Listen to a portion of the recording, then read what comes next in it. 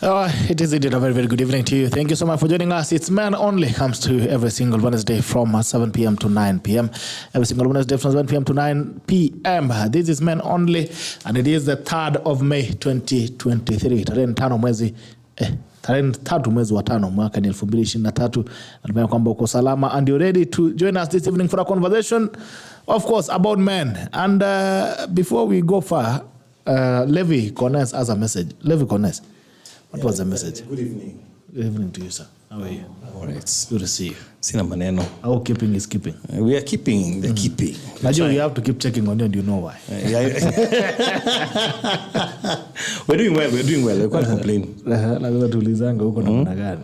Tuko sawa kabisa. Okay.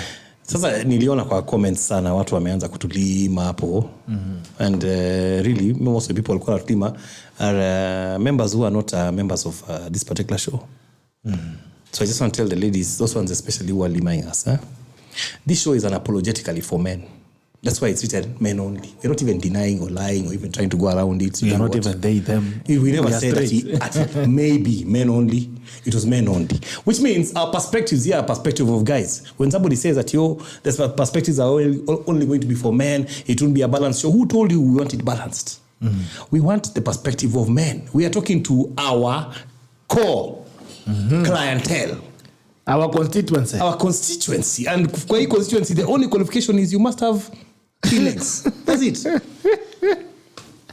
You don't have that to unasonga kando. There's no apologies for talking to men. Zero. Hakuna.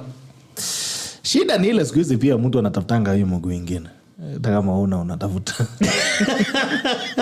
It's purchasable. Those are not our members on Amazon. Wale wamepurchase are also not our members. All right, good evening, Jacob. Good evening, Jacob. Yes, good evening to you, Gerald. Uko namna gani? Kusalama kabisa, baridi ndio mingi, lakini tuko sawa. How is your week coming along? The week is coming around very well. Mvua inanyesha vizuri. Mahindi yangu pia ina grow vizuri sana.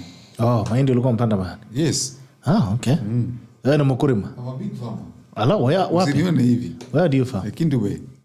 Where? Yeah. Kindube? Yes. Alright, tunangoja tukule ile mahindi mbichi. Mahindi inakuja vizuri sana. Haya, make sure zimekuja. Haya, the tall man. Yes. Good evening.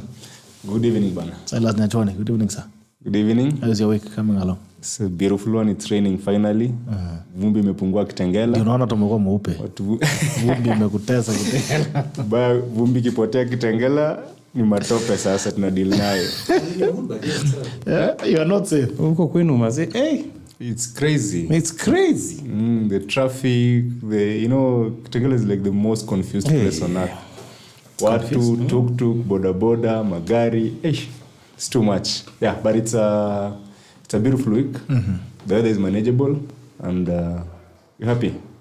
Line ya Supermetro iko namna gani? Line ya Supermetro bado zimekuja zimeokolea. Those guys are professionals bana.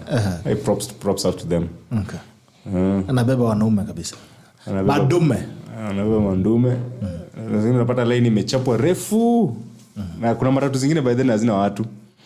Yeah, it goes to show that people really prefer good service and quality service. Okay. Kwa hiyo zilikuwa zimetudharau sana. Lakini at least hii wiki hatujaona vituko kutoka Kitengela. Unajua Kitengela ilikuwa imekuwa kisi nyingine. Every week there has to be an incident. Every single week. Something has to come from. The Lord has spoken to your lives. Yeah. Okay. All right. So I just realized that I'm the only person who has just written a composition last. So Levi Corness has done, and there is no useless experience. It's a book that you need to get as well on, getting to live through the things that you went through. Okay. It's getting to live through the things you went through. Surviving, learning to live with the things you okay. But anyway, those things that you did, just telling you, it can never get, it could have been worse. And you're lucky you're around, it didn't kill you. And Silas Nyachoni, of course, has done many books, 50 Memos to Men, Man About Town, Sexorcised. Gani nyingine tena? Man About Town. 50 Memos to Men. Volume 2 inakutoka pia. Volume 2. Inakuja. Yeah. I also realized that Jacob has done more than one book. I only knew Unplugged. But anyway, Unplugged is the book. And also Jacob Asaba this week. Naona mpaka hata umekonda. Pole bwana. Nimeona umepigwa kabisa. No. You see, you have to have your brand tested, and it is standing very strong. Vitabu sasa leo watu wananunua vibaya sana. In fact, I've realized this negative publicity is also very, very good. Publicity is publicity. Yeah, so I think, and that's how Unplugged started. You know, people from Daystar, the ladies from Daystar started attacking it. And that is what attracted people who have done PhD in feminism to come and read it. And the positive review started there. Yeah, because people were able to review it objectively. Okay. Yeah. All publicity is good publicity, and this gentleman here will tell you that. Do you know how we came to know about Levi? Nyinyi mjui hii story ba. Siku moja atuambia, mimi sitaki kusema. But every publicity is good publicity. Ama namna gani? Si mbaya. As long as you know how to milk it at the end of it. It's only good publicity if the person who being published about knows what to do With it. with it. Otherwise it can be really bad publicity. Right. But I'm seeing Aliet, you're also giving as good as you're getting. Pia kuna mahaibu tapo. Narudisha bwana. Wewe. Jamaa analima kulima bwana. Mpaka nasema it's a very bad day to be a feminist, man. Yeah, it's a very bad day. The weather is not good. Ulima mse mwingine hapo mpaka nikamwonea huruma. Hapo ndio kama ni pilot tunaambia abort landing. Abort landing. You're a feminist. Abort. What message do you have for them? No, I think the message is just for guys to read the book. You know, people are not reading the book, and some of the criticisms are very, very shallow. You know, for example, someone who was posting the cover of a book, Unplugged Alpha by Rich Cooper, and saying that now I've even stolen the title. You know, a title cannot be plagiarized. And if you go to Amazon, there are more than 6 books that have the title Unplugged. And if you look at the way I've written the book, I've acknowledged all my sources very, very heavily. Like Rollo Tomasi, the name appears 41 times in the book. So these guys have not read the book. They hear someone saying plagiarism. They don't even know what plagiarism is. They have not even checked whether there is any case of plagiarism.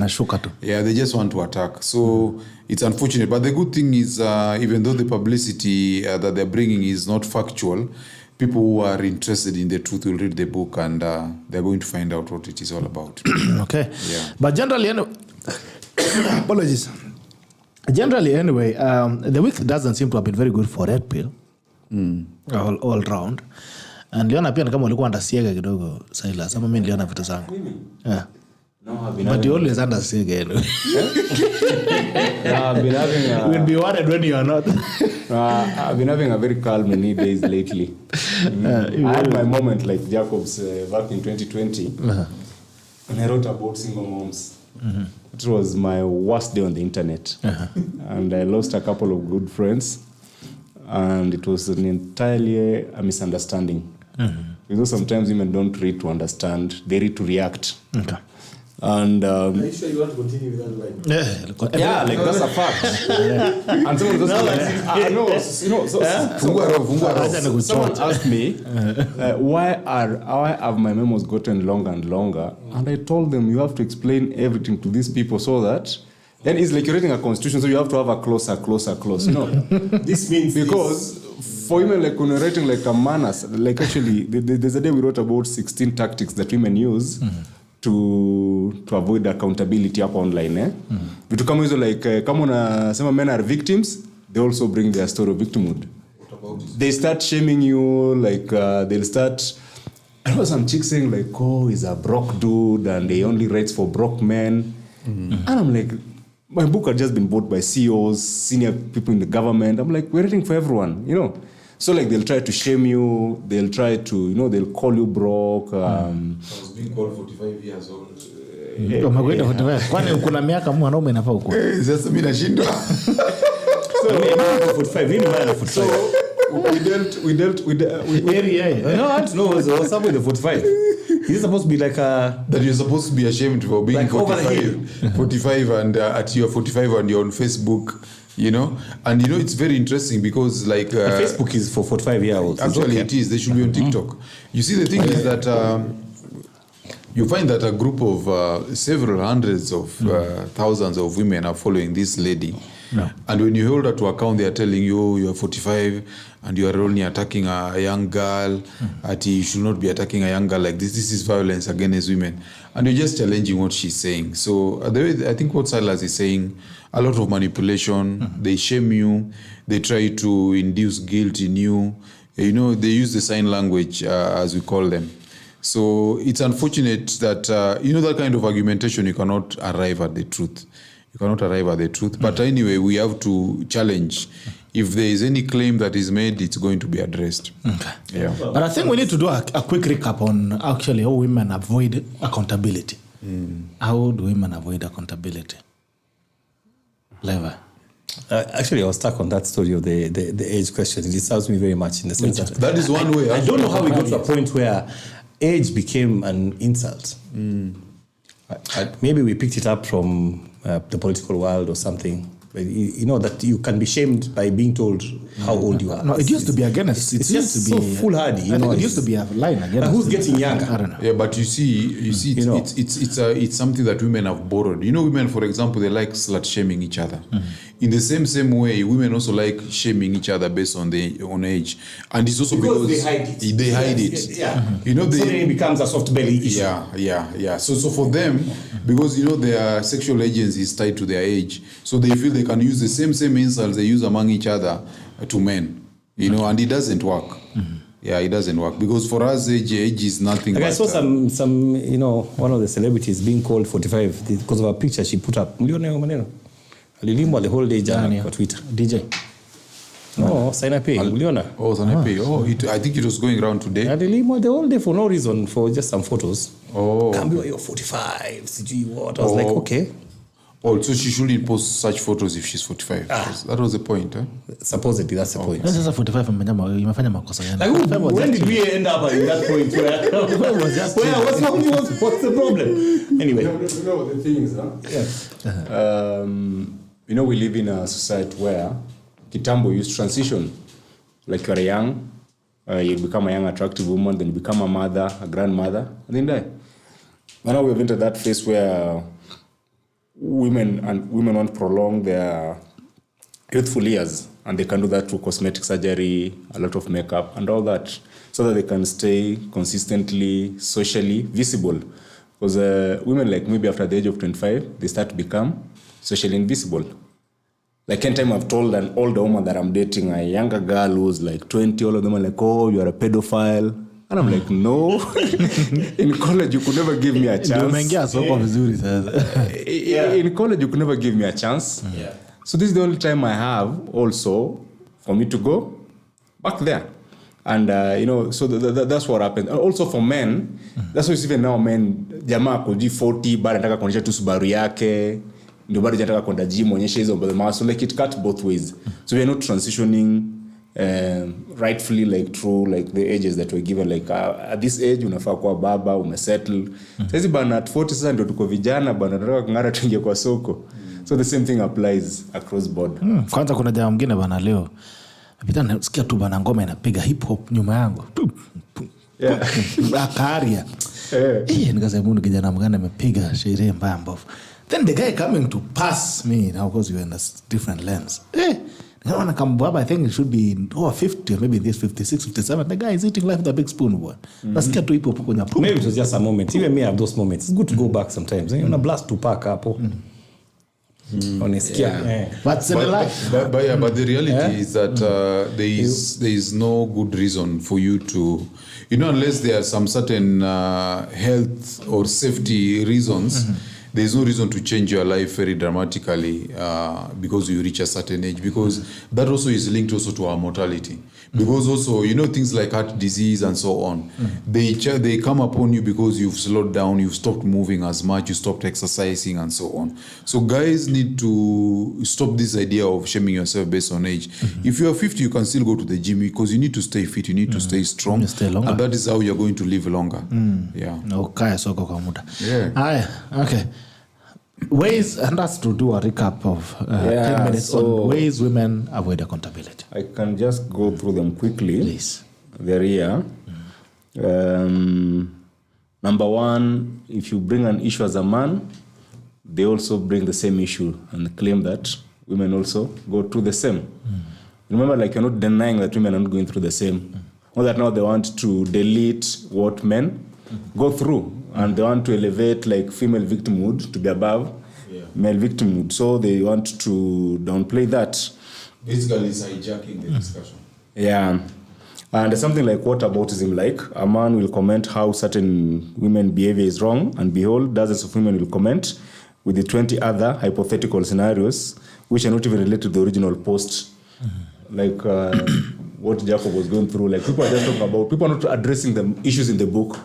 They are bringing other things from nowhere. There is the issue of victims Olympics, where like now you are competing who's a bigger victim than the other.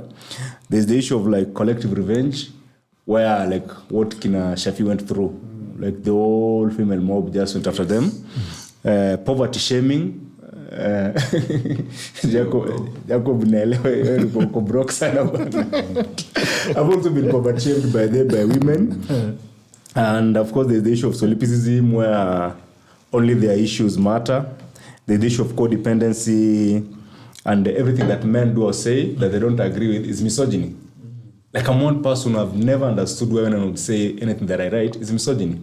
Just calling out women for example, kulewa, like, I'm not like women should not drink. Like, if demo amelewa mpaka amejiachilia, then you're saying like, this is not sensible, this is not healthy, this is not safe. And kwamba, oh, you're tolerating rape, you're a misogynist, you should leave her alone. You know, such kind of stuff. Okay. Yeah, so I think those are good ones. And then also, there's one that I wanted to add, where, of course, there's a deflection. I think he's mentioned about the deflection, where you're discussing one thing and then they introduce the other. The other one is, which we are now seeing in Chat GPT, anything that is not flattering to women is avoided either as divisive, or as you talk about slut shaming, you talk about body shaming, it's some form of shaming.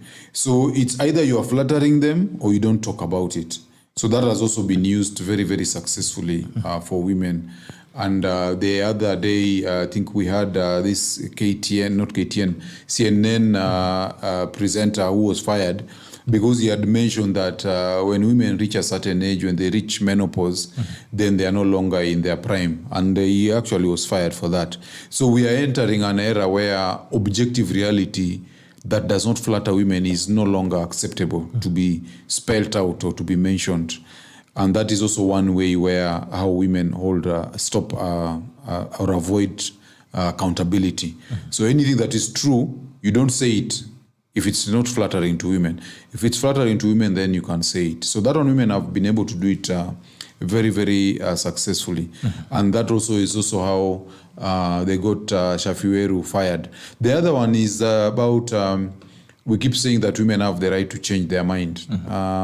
Where you saw in the Me Too movement, we had cases of people who had relationships or affairs with women in their 20s.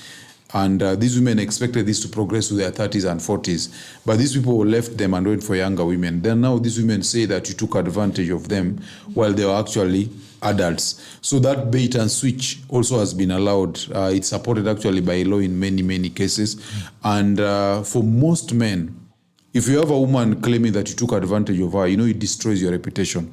Whether you are guilty or innocent, actually, it's actually secondary, because in the court of public opinion, your name has been besmirched. So most guys resign, your careers are destroyed, and so on. So just that sensitivity of having a woman mention you is in bad light has actually made women actually avoiding taking responsibility, and you cannot hold them accountable.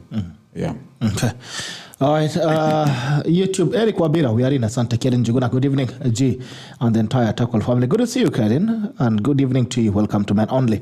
Kent Wanyonyi, hello, G. Happy to see my cousin Levi back after the missing last week's show. Say hi to him. Thank you so much, Kent. Good to see you, and welcome to Men Only. Dan, the teacher, I first heard about cooperation. Cooperation it from my former wife. She once told me that in the chama, kuna lady who stays in the same house with her husband, but they are coparenting. That's how ended up being. Ebu maliza your story, Dan. Nakaa ni story mzuri sana, maliza. We are here for those stories.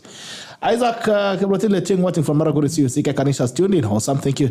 Moses Gita, good to see you. Mwalimu ameingia. I hope you're taking notes. Good evening, gentlemen. Niko kwa barabara. We'll join in later. Karibu sana. Kode King Levi has come to be one great icon. Unapologetic. Thank you, Amos Ondieki. Godea Silas Kisiora Nyanchwani. Joyce Chebel watching from Nakuru. Wamama. We. Haya. Signa Sharon. Shout out to Silas Kisiora. He was my classmate in the UON. Unasalimika Silas. Kibrotile not getting you live from Kagamega Town. Kijana wa Bonchari. Dixon Kilwa Mtai. Watching live from Mbakasi Nyayo Estate. Brian what up you? Brian ameingia hapi hapa. Okay. Let me see. I think I lost someone here. Kijana wa Bonchari. Good to see you, Dixon Kilwa Mtai. Brian watching from Migori. Good to see you at Migori. Welcome to Men Only. Steve Young watching from Roiro. Kiprotich Musyoka. 50 memos for men. Was a good read, man. Nataka unplugged sasa. Please. You can purchase your unplugged from either Nuria or you can inbox Jacob Aliet directly alafu akupange mbio. Nimeona kitabu inaenda mpaka Congo. Okay, so you can order from Nuria or you can just talk to Jacob directly. Pastor Murigi James watching from Meru. Good to see you, Murigi. Hope you're doing well. Salimia Abadwa Meru. Sharon, Signa Sharon. Great authors right there watching from County 47, loving the show. Thank you so much, my sister.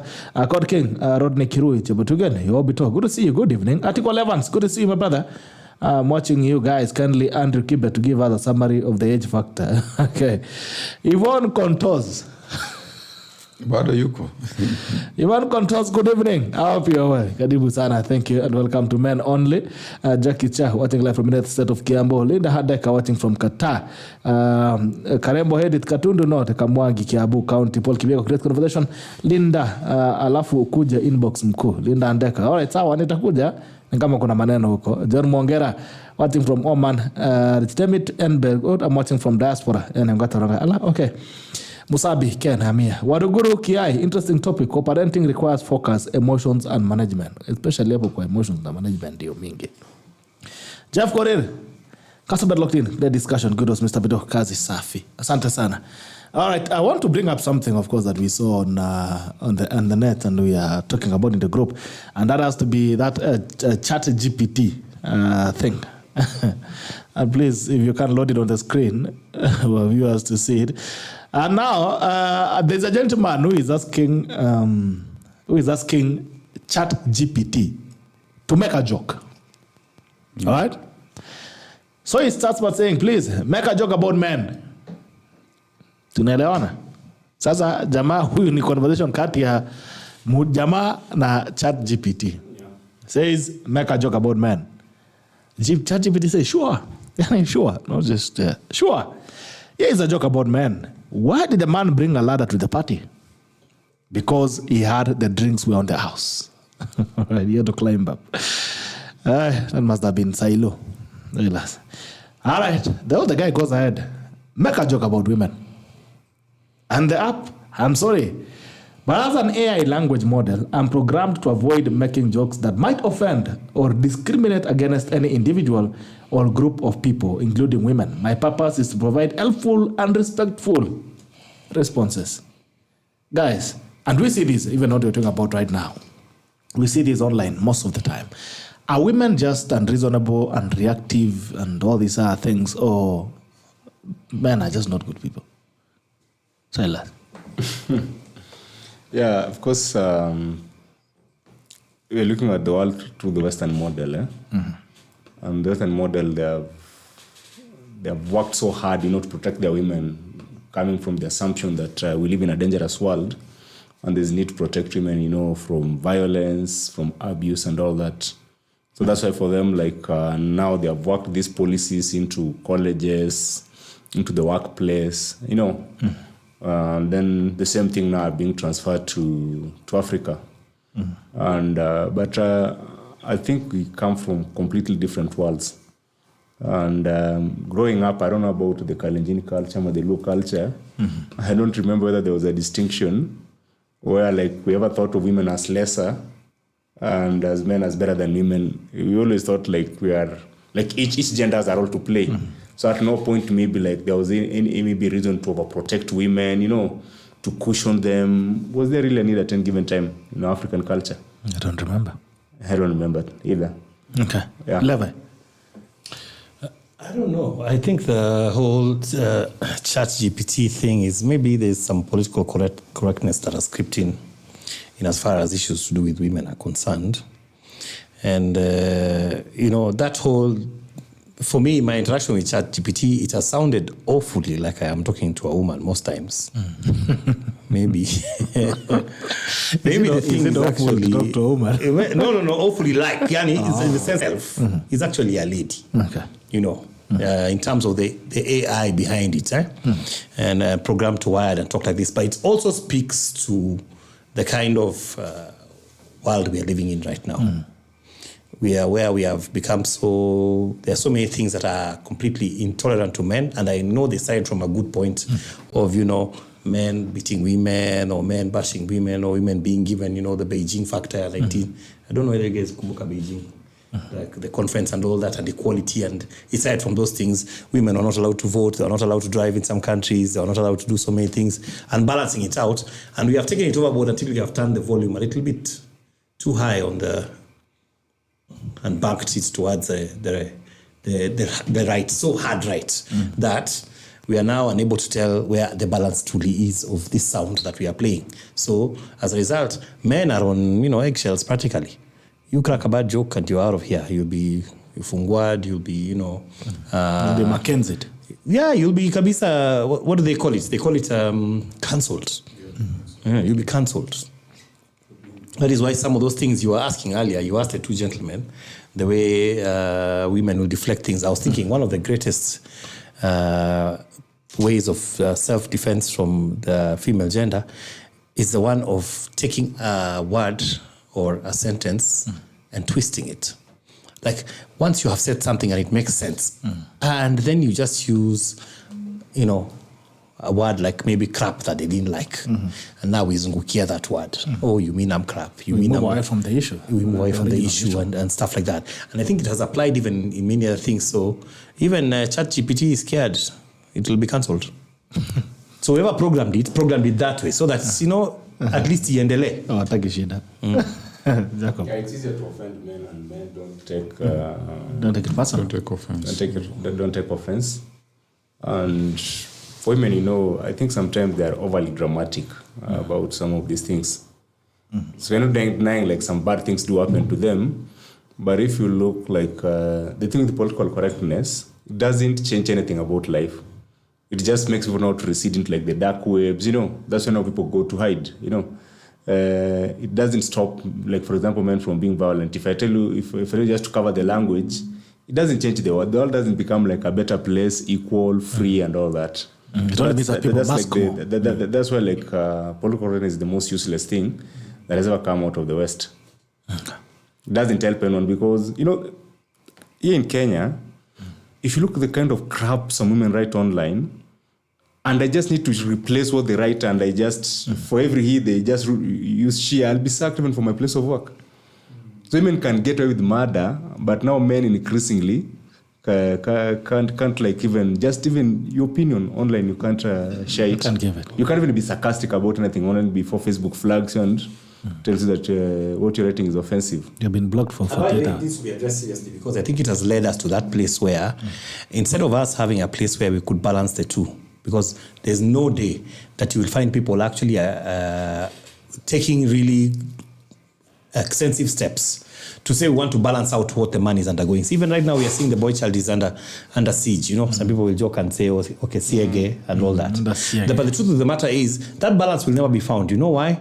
Because even us as men, we don't know how to come to balance. All we do know is to get pushed to the wall and snap. And that's why you have a lot of instances of guys snapping. Okay. And doing something they would not have wanted to do. So we are in what we call a gynocentric social order. And this gynocentric social order, what it does is it is promoting the female experience as the right way of experiencing life. Okay. That's why men are being told, you need to get in touch with your feminine side, you need to cry, you need to open up, and so on and so forth. More and more we are being shifted towards the feminine. And pedicures and manicures. yes, and the words that are being used, they use the word inclusivity. They talk about equity, but it's nothing to do with equity, because when you look at the blank slate equalism, the blank slate equalism says that when a boy is born or a girl is born, they are all the same. There's no difference. And at the root of it is what people call penis envy, because it's like you're being told the penis does not make you a man. The penis is nothing. You are either a boy or a girl. It is you to decide, you see. So outside of that, we are basically saying that reality doesn't exist. What you decide what you want. Do you want to be a boy, a girl, both? We've even seen people who say that they are goats, they are cats, they are pigs, and so on. They're human beings. And you're told now that is their right. You're supposed to recognize whatever it is, their identity. They're calling it identity. So you see, it's becoming very fluid from equality, from equal rights.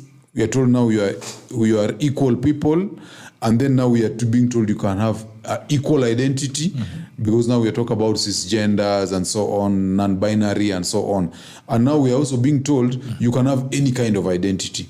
So someone can decide now from me today, I'm just a cow that has been born in a human body, but I feel that I'm a cow. We've seen cases where someone is white and they say that they are black. And they are not black. They have no black genes in them. So that is the word that we are heading to. And now if you are finding it's already encoded in AI, where ChatGPT itself is trying to avoid offending women, but it feels that it's okay to offend men, then the world actually is going to a dangerous place, and we need to find a way of reeling it in. The challenge we're having is that the men who are in top of corporations, in a way, they're actually supporting this. Because you remember we've had cases like Andrew Tate, who was jailed. He was speaking about masculinity issues. They said he was misogynistic. They jailed him for human trafficking and all sorts of offenses. He spent almost 3 months in jail, and they had to release him because there were no charges against him. But what we find is that he was being silenced because he was encouraging men, to become strong, to take responsibility, and to become leaders. So it's like there's some sort of concerted effort to stop men from actually becoming men. Because like when it was deplatformed, it was Twitter, YouTube, Facebook, Instagram at the same time. So it's like these guys were actually consulting each other. Let's do it today, and they did it at once. Yeah. Okay. All right, let's get straight into the topic of the day. It's about co-parenting, of course. And we've heard about many cases. One of the cases that made headlines this week is that of a good friend. I think she's joined us here. I'm trying to remember the name. What was the name again? Someone Contours. Contours, okay. Anyway, so by Contours made into the online headlines this week. And it's about her cancelling a wedding because I don't know the whole story. And she has argued that maybe she needs a chance to speak about it herself and tell the story. Unfortunately, this is men only. Right? So according to her, she cancelled an engagement. Okay. Yeah, because this guy was telling her that he was willing to take full responsibility for her child, and he wants her to break contact with the baby daddy. And so she was saying she cannot do that because this guy is very responsible. That is the baby daddy. And if that's what that guy wants, then she'll rather call off that engagement. Yeah. Okay. So that is just a case as a reference, but there are many other cases. It's a reality right now that many parents are co-parenting. There are many men today have children somewhere they are co-parenting on. Or if you are not, then you're also raising maybe children from another relationship. It's what is up. It's the reality of things right now. And that has been the biggest cause of conflict because your past somehow gets to interfere and interact with your present. And sometimes that's not taken very kindly. But then again, there has been an argument that it needs a lot of patience and wisdom and emotional whatever, a lot of stories and a lot of things. But anyway, taking it back from the beginning is, first of all, what is co-parenting? Who can help us define co-parenting easier? I think what we've done in the current world is we've made co-parenting actually apply to a situation where the parents are separated. But co-parenting is what parents do because there's a father and there's a mother and they are both acting as parents. It's just that now when you have a situation where the father or the mother is attached or married to another individual, then it introduces other complications. But a number of the complications that you get from co-parenting, they're the same challenges you still have when you're playing your role as parents. Okay. But co-parents is just how two parents navigate the parenting responsibility. Okay. Yeah. How do you define co-parenting, Levi? What do you think co-parenting is? Same thing. I think under the co-parenting though, because it's basically what the word says. Both of you are parenting. Okay. You can be parenting together, parenting apart, parenting divorced, parenting separated. Parenting from a distance. It's all called parenting. I think the definition for me is when we apply it here, most people get a negative denotation because of the things that have happened. But really, there are some features in the co-parenting that need to play. There is parallel parenting, there is conflicted parenting, and then there's cooperative parenting. Okay. So parallel is when kila mtu, this one's never really beat. Kila mtu anafanyia mtoto ile kitu anaona ni best. You don't show up for any functions together. The child is when they are with you, something is different is happening. When they are with them, something different is happening. You're at complete parallels. You may not necessarily be conflicted. Because conflicted parenting is where there's actual war, and even the child is used as a tool. Even you can reach a place where if the child goes to this side, this other parent is worried. If they go this side, the other parent is also worried. Utaambia na mtoto. You're going to use the child to tell him blah, blah, blah, or this. Ama enda waambie baba yako this. There's that guy, I forget his name. There's a guy who has got a very good, he's a content creator who's always having these jokes with his baby mama. That's conflicted parenting. Yes. If actually I think he makes a joke out of it, but it's really what's happening in most circles. Because coparenting is where the two of you decide that regardless of the fact that the two of us did not make it in terms of the relationship, we are going to put aside our beef and do what's best for the child. So you agree on where the child will go to school, the events the child is going to attend, the things they are going to do, and none of you is actually poisoning the child against the other. Hey, mama yako, it's her birthday, nini, go be with your mom, nini, and then your styles of parenting are the same, because unlike conflicted or parallel parenting, you could have very different styles. In fact, in parallel parenting, you've got maybe I'm Zushiani, but when the child comes to my place and I'm the father, anaweza ona TV mpaka saa 8, unajua anakula chipo kila wakati, there's no responsibility. There's no responsibility. Just do what you want to do. Here's a tablet, play. When they go to the mother, the mother is like, oh, you know what? Do your homework. Go and bathe by 5 o'clock. And then that already makes a child is getting different messages. Uku it's game on, uku it's not. So it's really... It's the idea, the best idea would be for parents to get to the place where they actually cooperate. But that is easier said than done. Okay. Silas. Your thoughts? Silas anajua hii mambo. Silas. Are you cooperating? Yeah, more or less. And I think we look at co-parenting as basically the welfare of the child after parents have separated or have divorced in the event they were formally married. And co-parenting is a fairly new concept in Kenya. In fact, that word, if you go back in our newspapers, I doubt if it was even by 2015. It's something that has just caught up in the last maybe less than 10 years.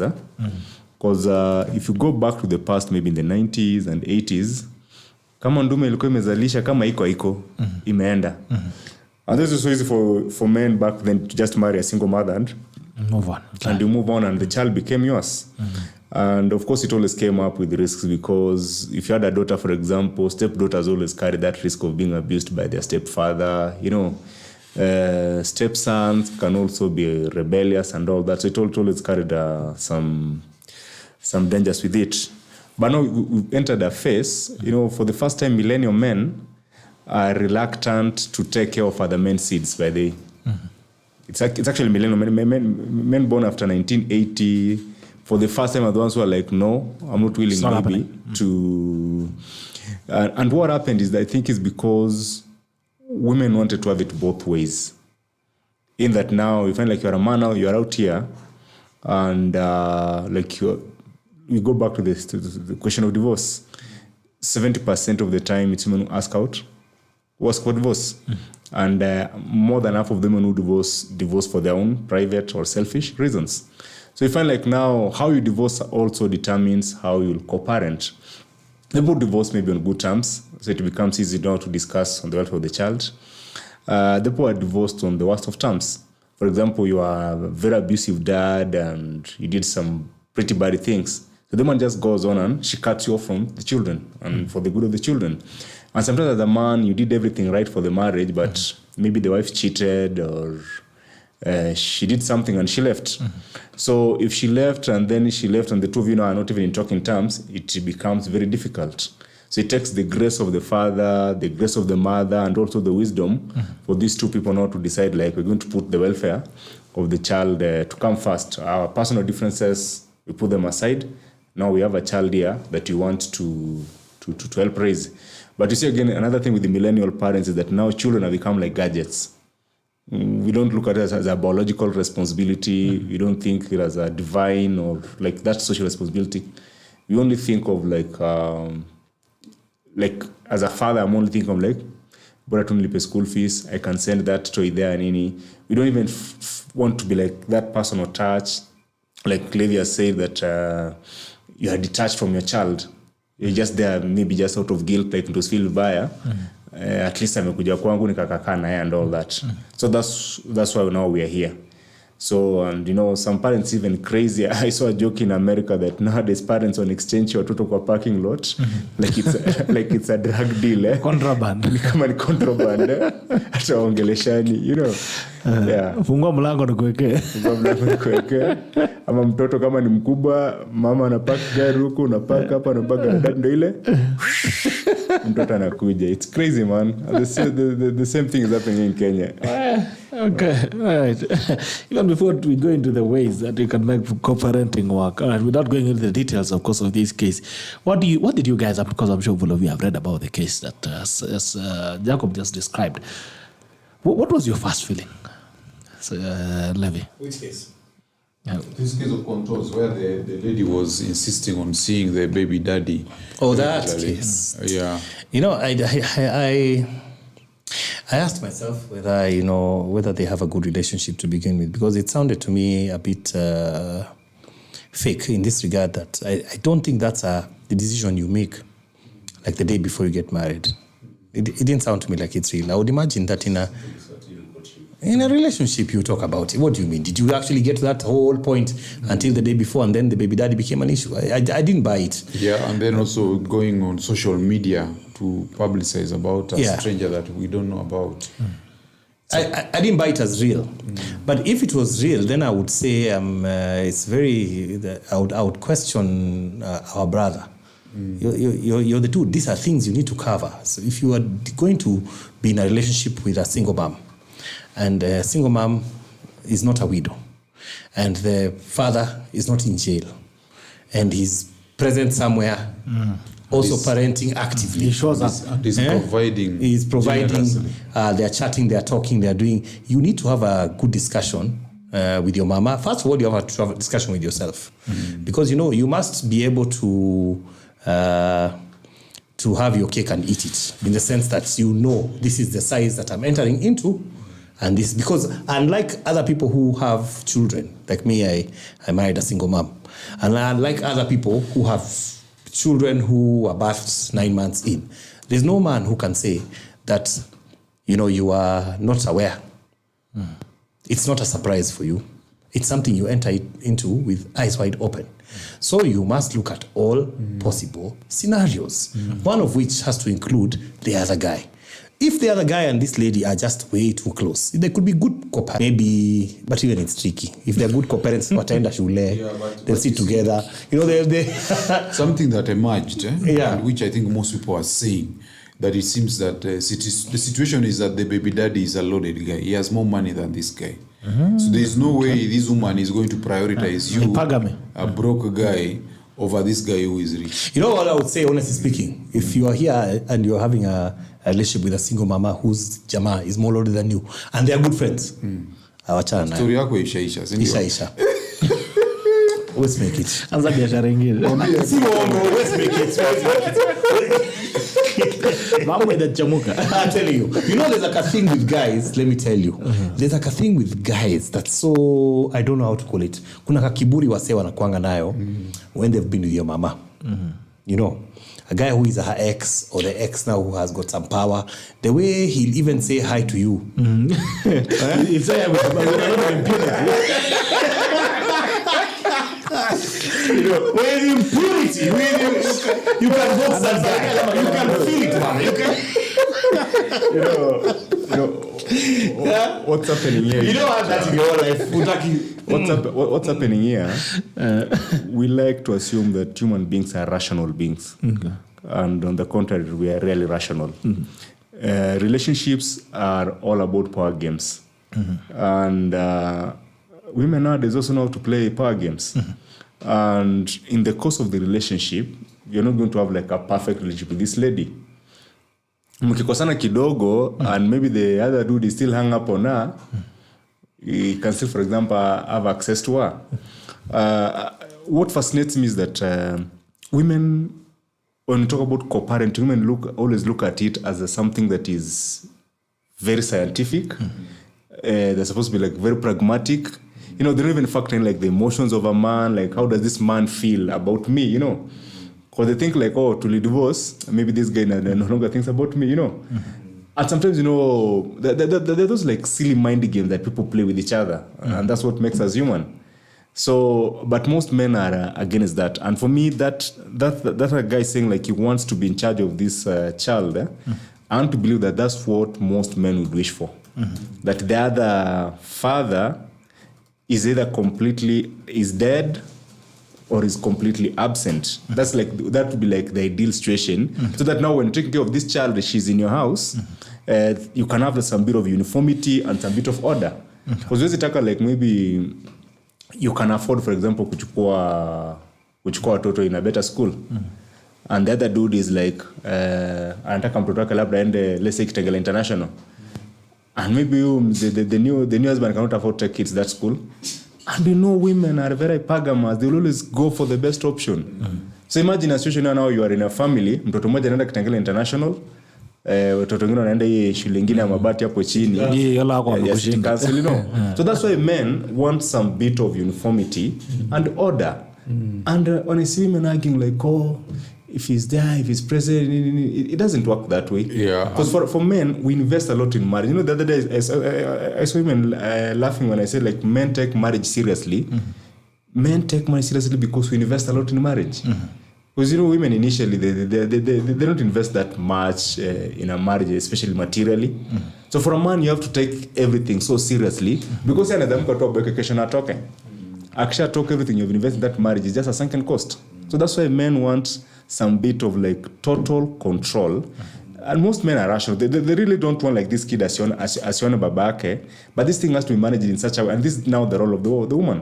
She has to manage that thing in such a way that it doesn't affect the emotions of this man. Because afai kwa amekaa hapo kwa nyumba alafu anasikia ni ndume mwingine ameleta mtoto hapo chini.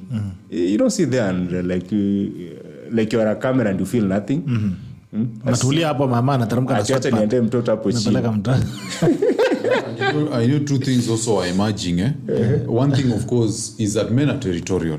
When this woman, you want to have her as your wife, you want to be able to control the interactions that she has, especially with people who have been intimate with her in the past, because that is how you guard your paternity. So this territorialism, it's basically a hardwired instinct to guard against losing paternity, because if you're not territorial also, that's how you get cuckolded. The second thing was that, and this is why sometimes we don't encourage people who don't have children to marry single mothers. You can see this lady, she has a frame that she's trying to hold on to. And she's basically telling this guy, you take it or leave it. Yeah. Take it or leave it. I'm not negotiating with you. So if you are a man and you're in a situation where a woman is actually dictating terms to you, you're in a weak position. And that will not be a good relationship for you. In fact, if you have a situation where now she's a single mother like this, and this guy is already willing to take responsibility, what you're going to find is that you end up with now the situation we call slavery, because you're paying school fees, you're taking care of this child, but you're not going to have any authority over this child. You cannot discipline them. You're basically someone who is working to feed and raise this child, but you're not going to be able to play any role as a father. You're basically a sponsor. And most men, when they find themselves in such situations, they are very, very frustrated. But that's the situation most men also find themselves in these co-parenting situations, because you're dealing with a situation where the mother already has experience raising this child without you, and maybe the father is still in the figure, and here you're trying to assert yourself as a father. It becomes a very difficult situation. So you find that in most cases, to avoid conflict, a guy pays the school fees, you're paying all the bills, but hands off.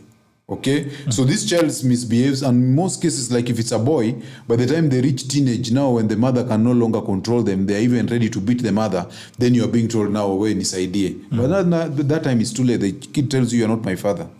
Let me just say, I think also there's a call out here for men to read the signs well. You know, when you're dating a single mom who is co-parenting and the other guy is around, present, you know, making his moolah, taking care of his child or children for that matter.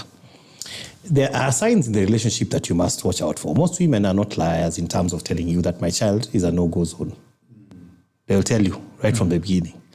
Many of our men are foolish in the sense that they think that once you put a ring on her finger and she becomes wife, you will put your foot down and you'll be able to tell her, "Apa, haiwezekani." But that will be even worse, because let's flip the situation around.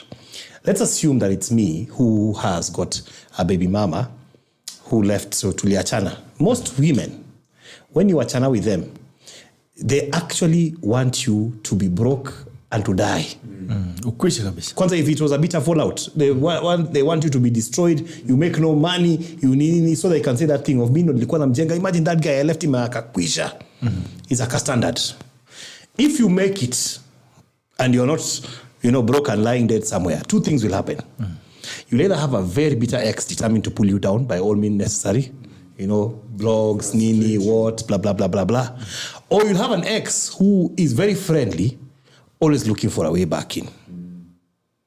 There are two things involved. Now take yourself now to the other guy for that mama. And ask yourself, what relationship is happening there? Okay. She's either hung up and tearing that man down, or too friendly with always an opening. And the dude knows. And the dudes, that's why I say, kuna pia kiburi ya majamaa pia, they know. That jamaa will come at your wife the day before you get married. And you'll be gone, right? He might do it even at the photo shoot, just to piss you off. Just so he can sit back and say, she's seated over there in her white dress, but I'm all up in that dress. Thanks for coming today, man. Guys will do that. Itakuwa kama suti ya swearing in. Maybe just to cut you, if you've ever had like an ex who's in a steady relationship, and you've seen the kind of access that you normally have to her, I ever wrote that like sometimes the ex has more access to her, like she can open up certain levels in her life. Than you as a husband, you can't even open up, And that comes from the ability of women to be different things to different men. Oh, okay. There's a woman who can be a church girl to you, be a street girl to Gerald, be a normal, be a gangster for Jacob, and that thing always fascinates me. And those kind of games, lady on the streets but freaky. Yeah, that's what the song said. Those kind of games, by the men have like courtesy of like the work we've done in the last couple of years.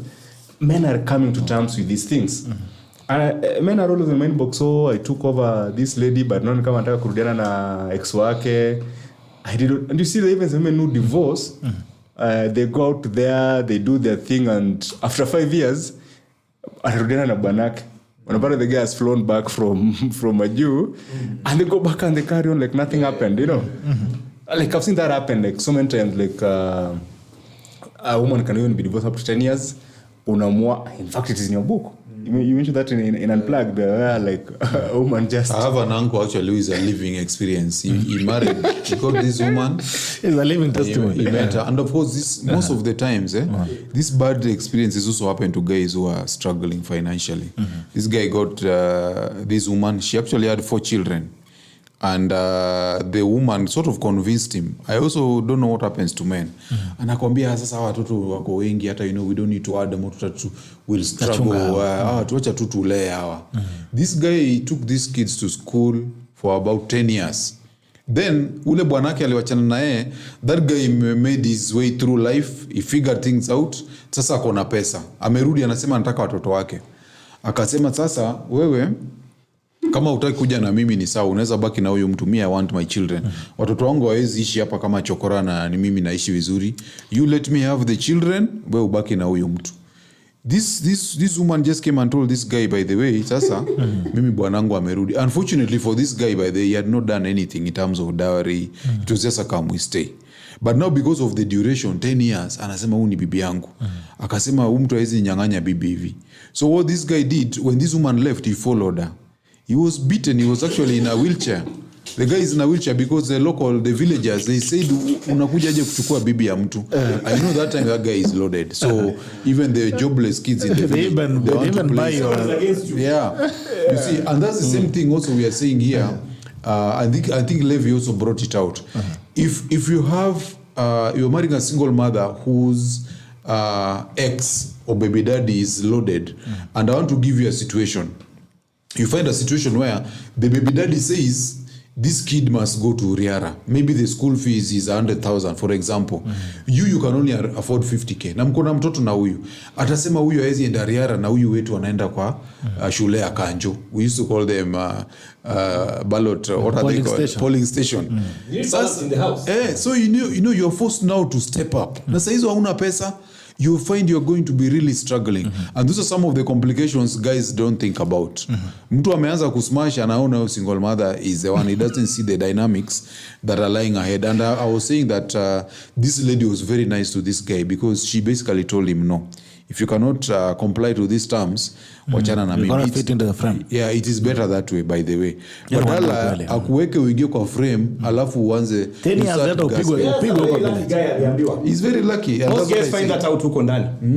Wendo upigwe na villagers. Kuna story huko kwetu wanasemanga ibera mkobera ngeti. Yaani nilipigwa mpaka na wale vijana hajaenda hata chondoni. I know by the way, when we say such things, it sounds as if we are, against relationships with single mothers, and no one is. I'll just say to the guys, there are dynamics.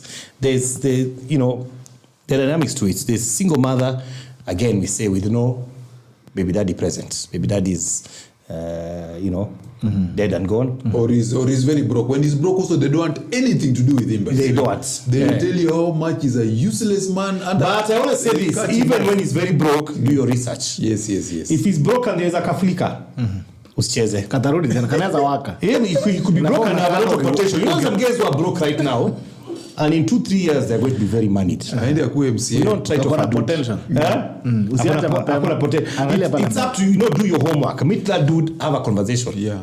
That's a good point. Of course, behind your mama's back at that point in time, because she'll not be too happy to hear you want to have a conversation with a guy that want to do anything with our total niveau. So it behooves you to take the necessary steps to find out what is the actual story.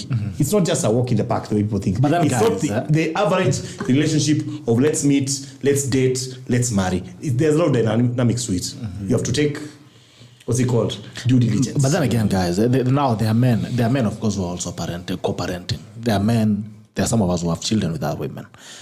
So you'd want to be in the life of your children. You'd want to be there. You want to see your children grow. You want to play a responsibility. So how also are you protected as a parent? Because you're a parent. Where do you fall as a father who wants to still as a have access to children?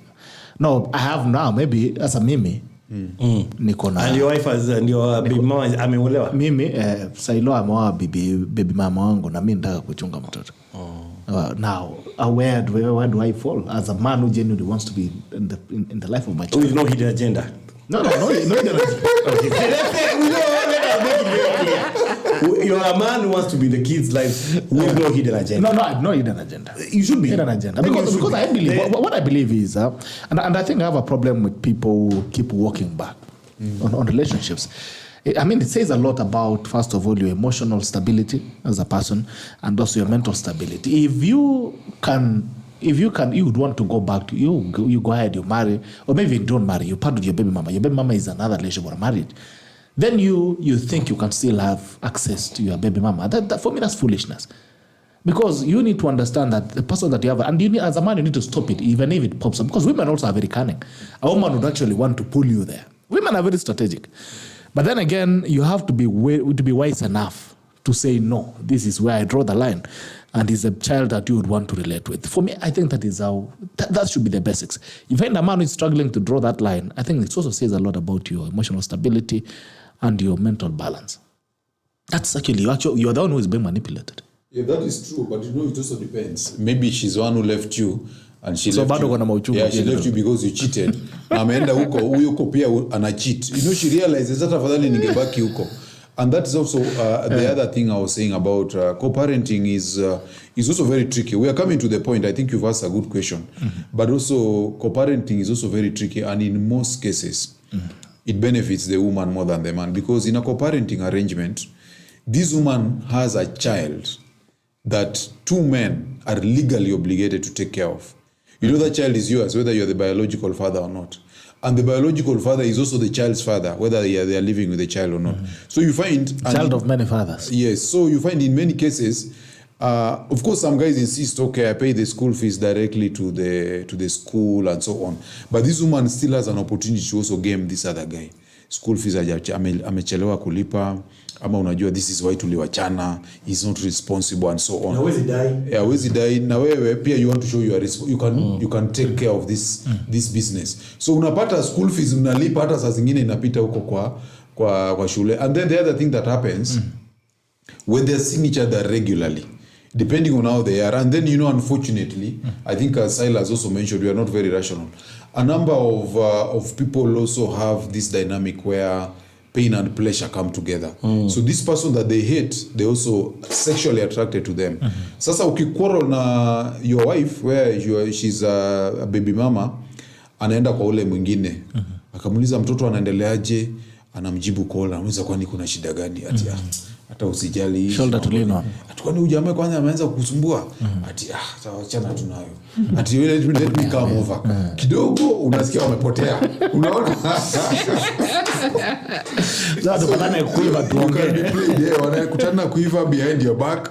Unaona sasa, maybe you had a small quarrel, unaona inakuwa extended. Unashindwa kwani ulienda wapi? You've been offline for the last 6 or 8 hours. Ati kwani mimi style nini yako umenikasirisha. So you find now it's a love triangle. And that's the other thing guys need to on in theory and on paper, these things look very clean, like co-parenting, agree on a schedule, atachukua weekend au unachukua Monday, lakini huko mbele sometimes mtu ana realize, by the way, the reasons I divorced were very flimsy. Kumbe wanaume tu ni wanaume. And there was some who's like to us, let me tell you, we borrow this thing from the West heavily under the premise that oh look at so and so, they broke up, they're co-parenting so well. What people don't tell you, for those of us who live the West so long, those exes really bang. They really do it. Obvious, stupidly.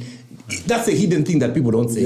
That's the whole nonsense of they're co-parenting so well, and why can't you guys do this? And it's so mature, and it's so loving. Me or tell, honestly speaking, if there is that co-parenting enye kuna ubeste ingine tu hata wewe uelewi, kuna machat ovyo nini, how you doing, blah blah blah, every night blah blah, and it's always about the kid. And you cannot jump in the middle because the kid needs to be taken care of. Kwani utaruka useme wewe usiongea mtoto wako? What kind of monster will you be? I just say, dude, don't turn a fling into a permanent thing. Umejambo. No, nimejam tu hata sasa kuna boy wangu anawasitaki kumname.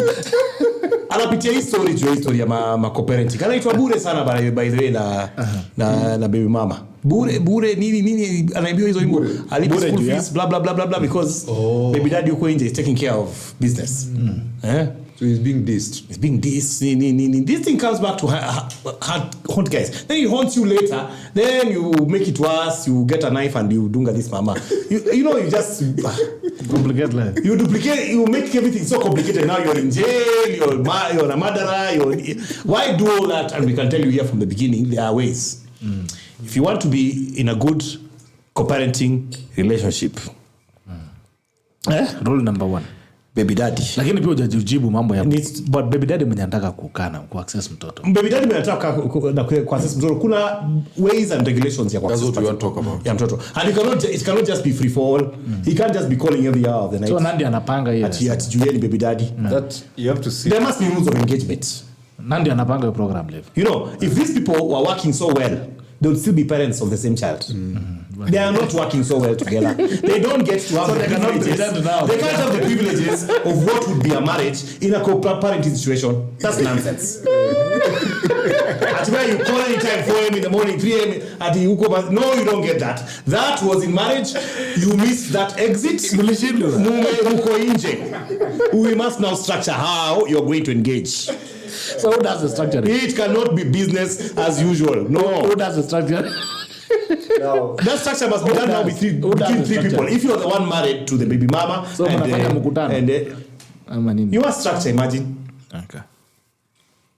But pengine sasa umse akupigiange wewe. Lakini mkiko watatu ya the newest kid on the global. Anakupigia. Mkisema hello, unasema nini? Wewe unajua anapiga simu hapa tu mtoto hana simu, unaona ame FaceTime. Sasa hiyo hana shati. Can I talk to my baby? Where are the muscles?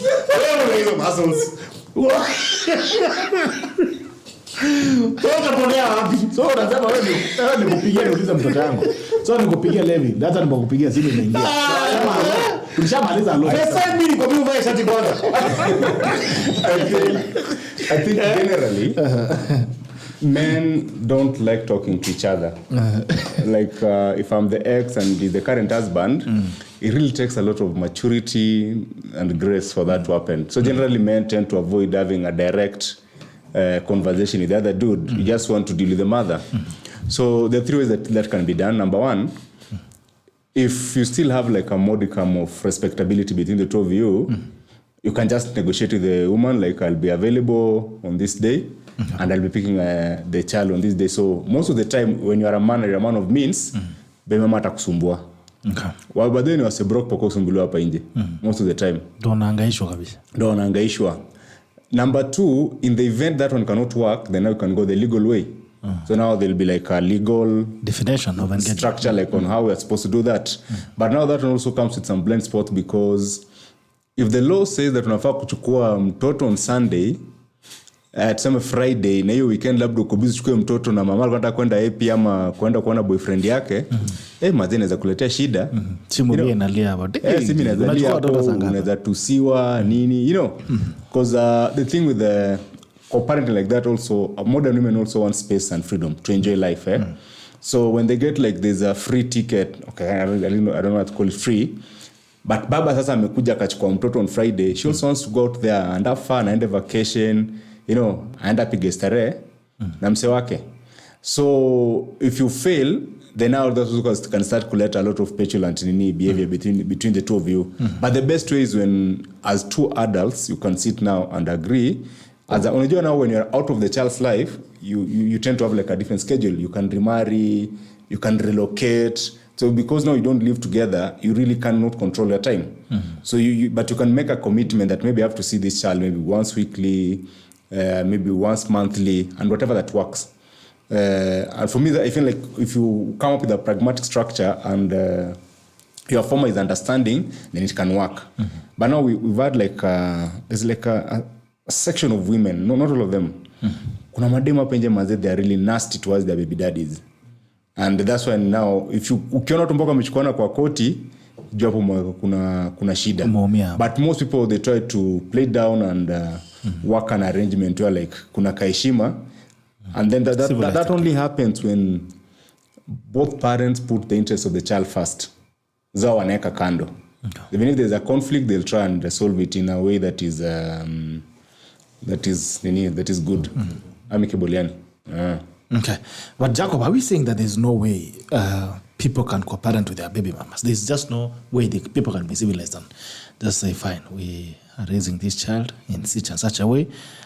Despite our present situations and our present engagements, there's no way that formula can work properly without what Levi is saying, underhand dealings. There's a way and shoulders to lean on. There's a way. The biggest hurdle you have to overcome is the feelings of anger, regret, and resentment that come in the wake of the divorce or separation.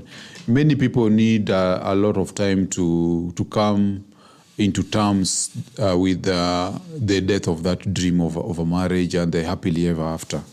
But once that has been overcome, then you can agree. But I think the important thing is you as now the baby daddy to agree with the mother of the child about a structure. And it's important to have it in writing. It's also important to have it in writing so that in case it doesn't work out, you are able to pursue for justice through other channels. Agree in writing who is going to do what on which days and how you are going to be structuring it. So that when that is done, even her now, the guy who is coming into her life, she's going to be able to share with him that this is the co-parenting arrangement that we have, me and my baby daddy, and this is whether he can fit into it. So the very important thing is to have that agreement very clearly in a structured way. Agree about your styles of disciplining, of the activities that they'll be doing if they're coming to your place or they're going to her place. Agree also on things like the culture of blame and criticism. Kama fees, for example, imechelewa kulipwa, is that something the child should know? How is she going to handle that? Because many times it's about criticism and blaming each other is what actually brings the child into the mix. Okay. And hopefully, in terms of dealing with the anger and resentment, the divorce also was, it was done after a lot of thought, because sometimes people divorce for wrong reasons or for poor reasons. And then once they've divorced is when now they're finding other ways of going back through the back door, which can be very, very unfortunate. Mm-hmm. So things like discipline, tidying up them behind the, like when a child eats, should they leave the plate on the table? Should they take it to the kitchen? Mm-hmm. Those are some of the things you need to agree, so that you don't confuse the child. When they come these other sides, free on these other sides, he is very disciplined. Then the child will soon start saying, I don't feel like going to, nataka kwenda huko, and so on and so forth. So I think that's the main thing. Just agree so that the third party who is coming in can now find a structure in place. Mm-hmm. Yeah. Okay. All right. Now that we're out of why it cannot work, Levi, what are some of the ways that we can make co-parenting work? Yeah, well, it starts at the core of two people. The guys wouldn't, until the point where you come to a realization that it never worked for you, and now you have to raise children together, and you have to be okay with seeing each other. You can't get very far. And, it takes a long time, as Aliet has said, to get to that point where you have now dealt with the death of your union. Then it can now leave you as positive parents. The problem is most times when people separate, one of the mistakes many guys make is they walk away from that situation and leave the woman with the kids. And time goes by, or sometimes some women also do that. And then now you want to come and pick up from where you left and be a good co-parent. And of course, you have all these other unresolved historical injustices that you have not done all these years, umekuwa wapi nini, which makes it a lot more difficult. So I would say with guys, if it has not worked and you've really come to the realization it does not work between the two of you, then first you must accept as a guy that it is possible that you could have entered a relationship that may have ended up not working. And that's okay. Because there are no guarantees to these things. We said last time, relationships are a risk. We all go into the ocean and we don't know what we'll find there. The boat could sink, there could be sharks, there could be whales, the storms could come, and your boat may end up going under. It happens to a lot of people. It's been happening since time immemorial. So don't look at yourself as, a great failure or somebody who has not been able to navigate these waters in a better way. Maybe you started early. There's so many dynamic factors. Maybe you are not at the right frame of mind when you started. So many things that ended you there. So now you're there. So if you have managed to jump over those two hurdles, the first one of the fact that you've ended and agreed it has ended, because that's also a problem with a lot of co-parenting. People are co-parenting, but it has not really ended. Yes. You know, you didn't end it. You mnajamiana tu, but kuna ile tu mkipatana once, something happens. Sometimes it's madness. Sometimes you see somebody with a guy on a date, you're pissed off. You see she sees you with somebody, she's so upset. If the child comes and says that, you know, mom, auntie so and so ali visit, your mama anasema mtoto arudi tena uko tena, you've not ended. So first you cross that, then you end it. Then now after ending it, you now structure it, because you must structure it. You must agree on when the child goes here, there, what happens. You must agree on how the child is parented, because the parenting style must be the same. And do remember, Aliet said something very important in the beginning, that even in marriages, we are still co-parenting. I don't know why people believe, okay, it's co-parenting. It's two people with different styles raising children. In every home, you'll find it, even in my home, that the children will always try to play one parent against the other. They'll try to ask me for something, and if I say no, go and double check with their mother, or vice versa, and then do it based on the other one. And they can give you conflict, big time. So many times we have, even as parents, have had to reach the point where we always ask, oh, have you asked your mother? So we can bounce off each other and see who's at the... So even more so when you are not even in the same house, those structures must be in play. So that this child is raised with a healthy environment, that both parents are on the same page. It's the only way you get a good child. Otherwise, you will get a monster of a child. So upset, and you'll spend a lot of money in therapy and sessions, because huku inavuta pande ile, huku akikuja inavuta pande ile.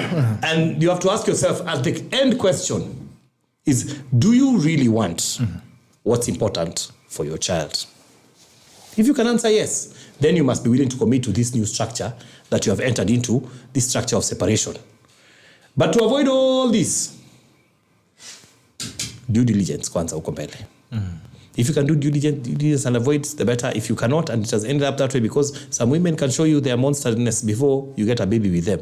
Some dudes are crazy. A woman has done due things 3 times, 4 times, and this is the same one you go and impregnate. And then we ask you, what the heck is wrong with you?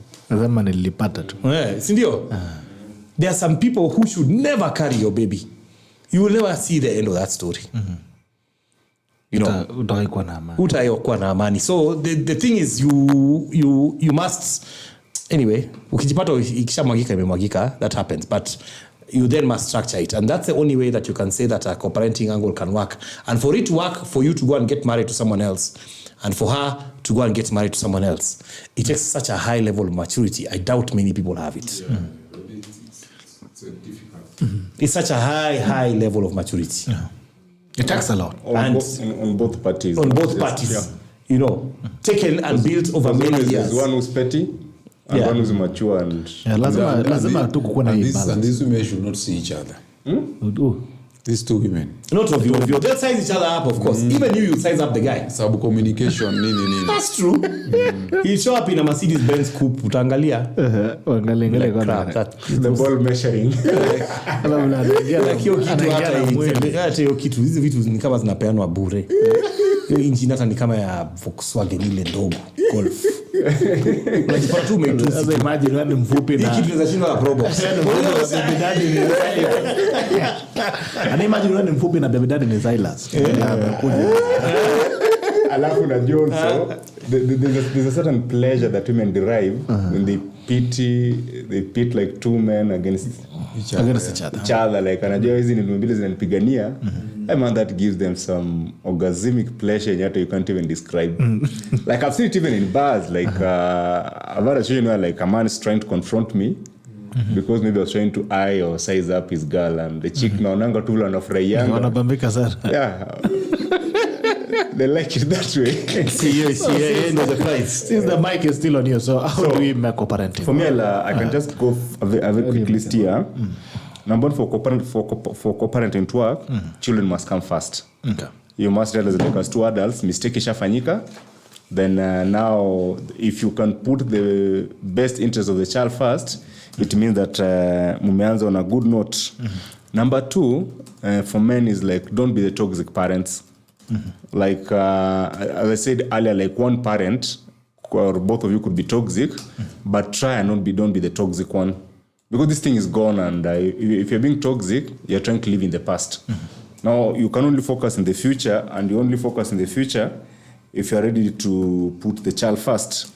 Number 3 is to understand that one partner will move on and the other could be stuck in the past. Unajua kuna wakati mnaachana, mwingine ameenda ameoa, mwingine hajaolewa. Kuna both of you might marry, but usually kuna mwenye unapata like hajaoa. So you have to be ready how to handle that, because the party that moves on, kama uja move on pia, you can complicate their lives. So you want to really respect her. Like kama ameenda kuolewa, you don't want to be like the guy maybe who's trying to provoke her, trying to mess up with her, trying to mess up with her success. As you always say, tell men is that always focus on yourself and maybe the child. Whatever she does with her life is now none of your business. Because if you make it part of your business, you'll be wasting time on something that is very unproductive. Number 4, provision is like the most important thing once you separate from a man. Like when you see most baby mamas online, they keep on insulting men. Oh, he broke, he doesn't provide everything. So as a man, try your best and provide. And sometimes, najua men are divorced in weakness. So the first few years inakuanga challenging kidogo, because you're trying to set up your life kidogo nini. And that's the time she's likely to be very toxic, especially if she moves on with a very successful man. So that's the time you're likely to be cut off and all that. So try and provide to the best of your abilities, or what can be considered like legally. Unajua mkienda kotini, there's that agreement you make, like you're supposed to provide this. Just do your part in terms of provision. And number 5 is to know, as a man, the children only care about your love and presence. Watoto kama unawapenda and you're present in their lives, you can still win them over. Like in due time, bado watoto watakuwa wako, and you can have a very healthy relationship in adulthood. This one is debatable. I advise, like, you can forgive the mother if she's the one who wronged you, because I think there's so much power in forgiveness, because it releases like hizo bad emotions uko nazo. Inakuachilia now you can be free to do other things, because if you don't forgive, you can easily get stuck in the past, because you are regretting a lot of things that happened and the things that you could have done or you couldn't have done. And the last one is that for co-parenting to work, you have to respect the mother.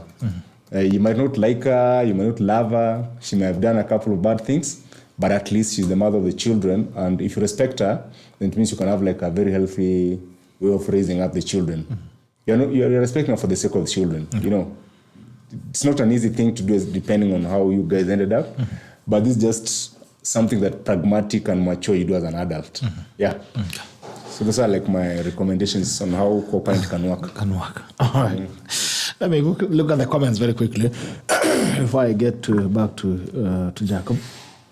Dante teacher alikuwa anaeleza na story. Anasema ex-wife used to tell about co-parenting, the red flag. One day, okay, ex-wife used to tell me about a certain lady kwa chama who was co-parenting with her husband and staying in the same house and passed peacefully. I don't know what was one of the red flags. One day she came up with that discussion of co-parenting but staying in different houses. I ended kuachwa na mtoto. Currently, I don't know where she lives, but I heard she was married. Okay? Co-parenting thing only affects men. Lakini hapo ulichezwa dan. Huyo ni kipindi gani ulipewa ukanunua? Okay. You need to look at that movie. Anyway, women, Harrison Obama, women empowerment is not bad, but what is the bad behavior? What is bad is the bad behavior that accompanies it. Some women are learned, working, and respectful, but majority are rude and disrespectful. We have overborrowed from the West. We have forgotten our models as Africans. Francis Jepkemo Kagamega tuned in, asante.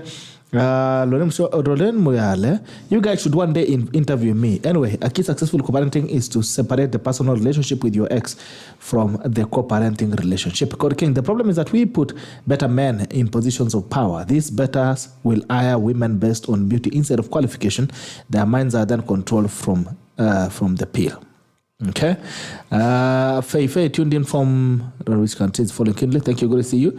Last man standing. He's in current co-parenting while living in the same house. Bed blanket. Pole bwana. Pole kidogo. Michael Mwakio Mwanje, very informative. Santaniton Njoroge tuned in from Nakuru. Daniel Kibon tuned in. Luka Jones, scintillating conversation, guys. Excellent. Thank you. Dixon Kirokemutai. I like the conversation, Gerald. I wish the .com generation would get time to listen for real. Very informative. Thank you so much. Nani hapa Kiproud Rogers would wish bad bundles endelea tu kuwajibu hapa ni masomo tunapeana pia lazima ulipe fees kidogo. Abgalo Wanjiru co-parenting culture is a conversation that needs to be talked about over and over again and again until all parties get it that it's not about the parents but always about the babies. Right, thank you. Also Abigail hii topic ya co-parenting wanawake wangeletwa. This is men only. Pole kidogo. Tupatie session yetu and Waruguru wakiai to host it. We are the women side itashika haki na itakuletea villagers wake. Panga episode 3 of Church. Let her bring her. Code King, she might be having a third leg. Let's see. Terence Odongo Odoi. Levi amesema ni kama umeongea ni kama ilikuwa personal kidogo ni kama ilikuwa unapitia lakini mjua ni ile majaribu. Anasema hapa Levi is talking like he's describing his current situation. He's talking that's Odongo. Let me answer him. Odongo. Yeah. I married a widow. I've never had to have that situation. Never had to. It's not my situation, but I see that it's happening. It happens. I mean, I am passionate about it because it's happening all around me. I cannot tell you how many men I have to talk to concerning the issue of them ending up in a situation like this and things have gone south. And I find that even the men who, like Odongo, can say, they can laugh, ha ha ha ha, he's describing the current situation. I think I'm describing your current situation. That's why you would come out and, throw a dart. Sometimes when a dude, you think, the other guy must be like me. No, I don't have to be in that situation to feel what's there. I know what's there. You know how many times we have to sit and talk to couples and say, now, because like me, the church I go to, guys will say, okay, you have been in the co-parenting situation. Talk to a young man about to enter into marriage. And you go and talk to young men and you realize these dudes are clueless. They have not done any homework. They are just rolling on feelings. And most times, unfortunately, even for guys nowadays, they are getting into marriage because the wife-to-be is like a manager somewhere. She's, in a good job. The guy is looking at how he's going to live in Runda. At the expense of everything else. And he puts it all down. And then they end up in situations that are just nasty. Yet you can't be told enough. There is no premium or price for your peace of mind, you guy. Do you know how many guys are running away from home for peace of mind? Go to the bar. See them at the counter. How many guys are driving home and seated in the driveway before they enter just for 2 minutes or 3 minutes of peace of mind? Doingia kwa yo hao. You do need drama bin who? How many dudes are faking working on a Saturday or a Sunday when they are not going anywhere for peace of mind? People are going out of their way. Now you married, you're in that thing, it is toxic, it's going south, you unaonyesha dust na huyo jamaa, and now you want to buy peace of mind. But you had it in the beginning. What you did not have is a good thought process. That's where we are trying to get people to think about today. So that you start from the thought process. So you don't have to end up in a place where you are, everything is shagala bagala. All right. But as for me, I'm okay, bro. Don't worry. Ako Jojo, na confirm ya kwamba yeye ako sawa hajakuja kulilia sisi. No. Lakini tumesikia malilia ya watu wengi ambao wanateswa. Simon Kabero, great conversation. We are glad we're having this conversation. David Murangiri also discuss how to handle discipline when co-parenting. My experience as a teacher is that these parents tend to compete for children's love by going down on discipline. Every parent wants to be the child's favorite. This makes discipline suffer big time. All right. Fei, nothing as guarantee. Yet parents will always try to co-parent. The writing teacher, great conversation, very enlightening. Thank you. Peter Wanena Njoroge, nuggets of wisdom from Silas Seranchwani. You always don't fail to come up with very good advice for men. As for Gerald Bitok, this is a platform that is worth our daily talk. Big up, tuned in from Kijabe. Thank you so much, Peter. Good to see you. Good to see you. And then teacher, it's a slippery slope. It's like trying to climb a tree with your eyes tied and the tree is dripping with oil. Very slippery. Only expert climbers can get it. All right. Okay. God King, Levi has a sharp focus on what matters in life. Jacob, what are some of the ways to make this thing? To climb this tree? The best thing is to avoid it. Especially if you are not, if you're a single guy, you don't have a child. If you can avoid it, the better, because you also don't know what the other guy is about. There are also men who love drama. And you could get a woman who is very stable and ready to move on, but the baby daddy is not willing, and they bring a lot of drama into your life. But I think Silas covered it very well.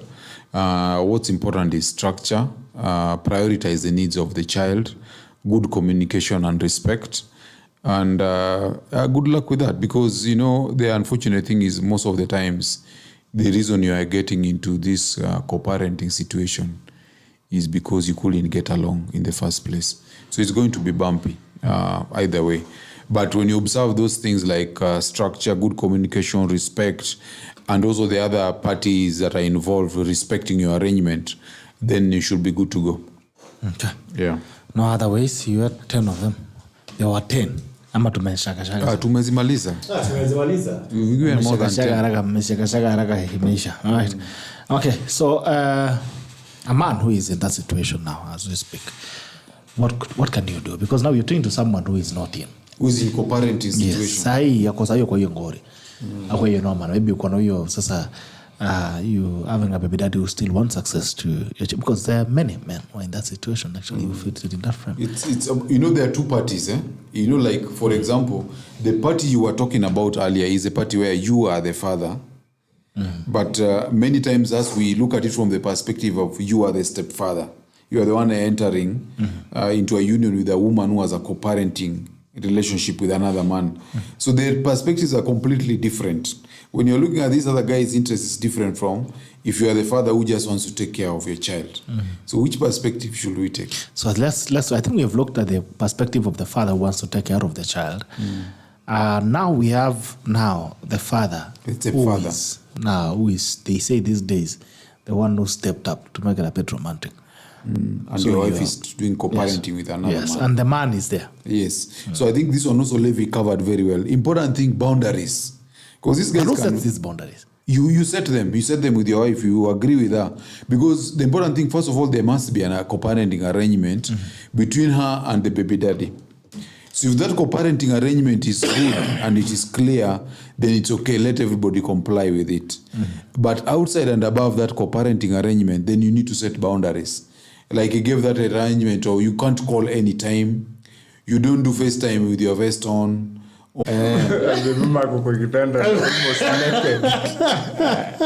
so we have that. You need to, basically it's about enforcing boundaries. Yes, very suggestive and provocative way. Yeah, those things happen. No, I think the question Gerald asked, as a man, if you notice like the baby mama is not able to handle the other man because oftenly in a proper professional way, the best thing is to walk away. Okay. Because that's one thing that if she didn't handle it professionally by the time you're married, I laugh now, the other guy still has any role to play in your marriage, then she's not a good woman for you. She's not good for you. Because a woman rarely can she tolerate if maybe you're having some hanky-panky with if maybe let's say you have like a baby mama out there. They're less forgiving when it comes to that. So you as a man, when you notice like this woman, she's not like cut off the links or there are no boundaries, then you're better off like leaving her to go back and be that guy, because they still have some unfinished business. And unfortunately, we are human beings. Akikasirika na wewe, when this guy calls to ask about the child, unasikia kicheka na kwa simu just to piss you off. It's a bad situation to be. She's probably hates him also. It doesn't mean amempenda, but women, they play in the psychological. Punishing you. Anacheka na unashindwa, what are you laughing about? Na ulikuwa umejama basi. Mama amevisit, ametoa tu joke nyingine yenye ni flat. Ukisikia tukichekwa. You're like, what imagine he's doing well. Utamalizwa. Utaisha. Men are very emotional, and we overthink a lot of stuff. Yeah, so you don't want to be in that space where like the other man has any role. That's why most men prefer actually to take over everything. But hata kama ni kulipa school fees, so that the other can be completely cut off. But then again, the problem is, when men try to set boundaries and define engagements, they're usually boxed into maybe narcissism. You're a narcissist. You'll be shamed. Maybe. I mean, there'll be always a language for you when you try, because women naturally don't like control. When you try to tell a woman this is how things should be, when you try to take control, they don't look at that you are actually operating from a point of care and concern, and also looking after your own emotions. So most of the time, and that's what I'm asking now, who sets these boundaries? The point you've mentioned, actually, Gerald, let's not lose it. No. The point you've mentioned is so important. And this is why if you are getting into a relationship with a single mother, she needs to be fully 100% in your frame. That means you can be able to tell her you're not talking to that guy, and she'll say, okay, it's our. But if you have a situation where she still has a voice, it's going to be a challenging situation, because she can play any kinds of games, and this guy will be able to come in, like you draw a boundary, she can cross them and so on. And because you cannot put your foot down, because even now she can tell you, this is about my child, it weakens your position as a man. And how far she can go, you can never know. And when people are starting a relationship, it's normally in a very good footing, but it won't always be rosy. Some days you're going to have a fight. Some days this child is going to come between the two of you. Some days this other guy will want to come between the two of you. So it's very important for you to be in a position where you can actually, and that's why I think that guy whose engagement was broken, he was saying he's willing to take full responsibility of all the bills and the school fees and so on, to cut the other guy off. Because having that other guy in the picture, it complicates things. Remember, these guys are familiar with each other. These guys have slept together. They have a child. They already have a history.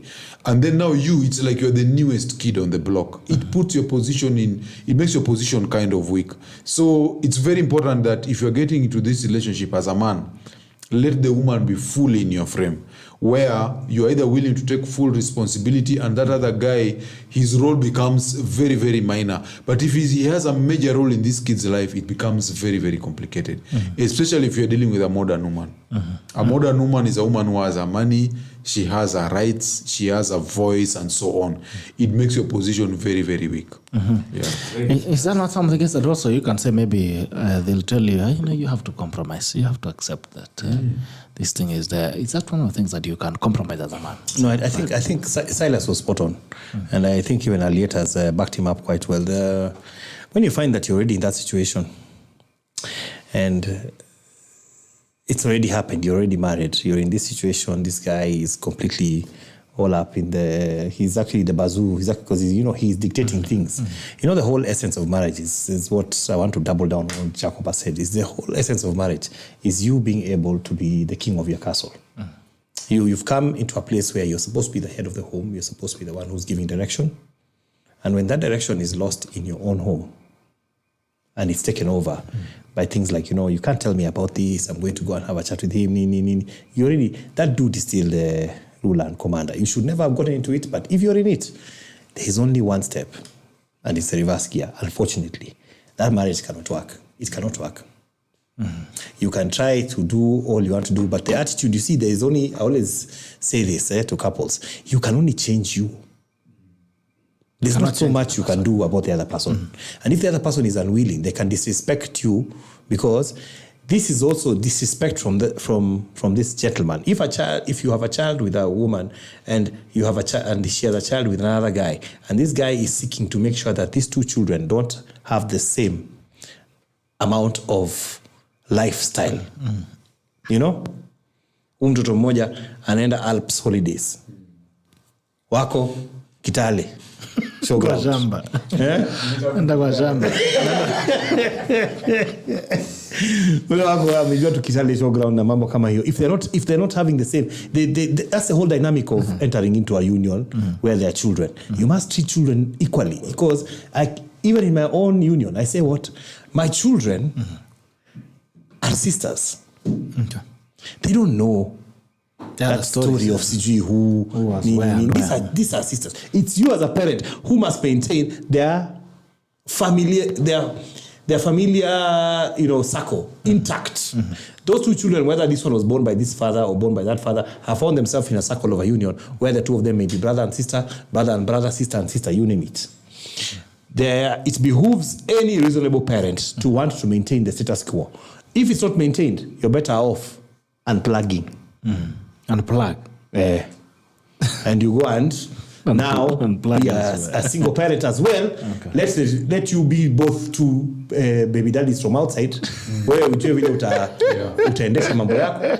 Yeah, ajue vile. Because already, by the way, it's already happened. You just don't have the memo. You're already two baby daddies from outside. And both of you, by the way, have got access to the vault. Okay. That is a good news. That is a good news. But we have to emphasize what Gerald asked is that this thing of women shaming us, this women trying to manipulate us. When you try to express, we need to go back to the ways of our fathers who knew what was right, and if what was right, like if that's what the man thought was right, you stick with it. You could make a concession here and there. But like for example, online, if I'm writing something and I think I'm being factual and I'm being reasonable, then I don't have to think about the opinion of the few who want to come and have a counter-argument. You'll be shocked that most people in society actually think in the right way. We just have a few broken elements, a few indisciplined elements who always want to go against the grain, maybe for the clicks or for fame, for anything. But as a man, like if you're in a relationship, you're providing, you're doing everything right, but still the wife is trying to play some games here and there. You either have to to bring her to line, or she goes if she can't comply. It's that easy. It's at a vita. This is how it's supposed to be. That's why you talk about you must have your frame and assert your thought has to be felt at any given time, so that she can't even entertain those kind of thoughts. Because when she entertains those kind of thoughts, then she doesn't find you attractive. She's either there because maybe unamsaidia kulipa bills, Because the most annoying thing about women is that if as a man you are useful to her materially, she can just say to stick around because you're useful in that regard, but she doesn't respect you, So as a man, there's nothing you get in this relationship. That's why now we are telling men to be firm and stick to what they believe in and stand up for something. Isikuwe na uko hapo tu kila saa tu unaogopa, unatishio, unakuwa manipulated. Let her go if she wants to go. Or else she stops those games. Because for men, I don't know that it's 190s ama nini nafanyanga tu, you're just there and tolerating a lot of nonsense. And feeling insecure. As a man, you're not supposed to be afraid in your marriage. Hata uko hapo kila saa ameenda kuongea na baby daddy, unaogopa ama amekujamisha. You can't live like that as a man.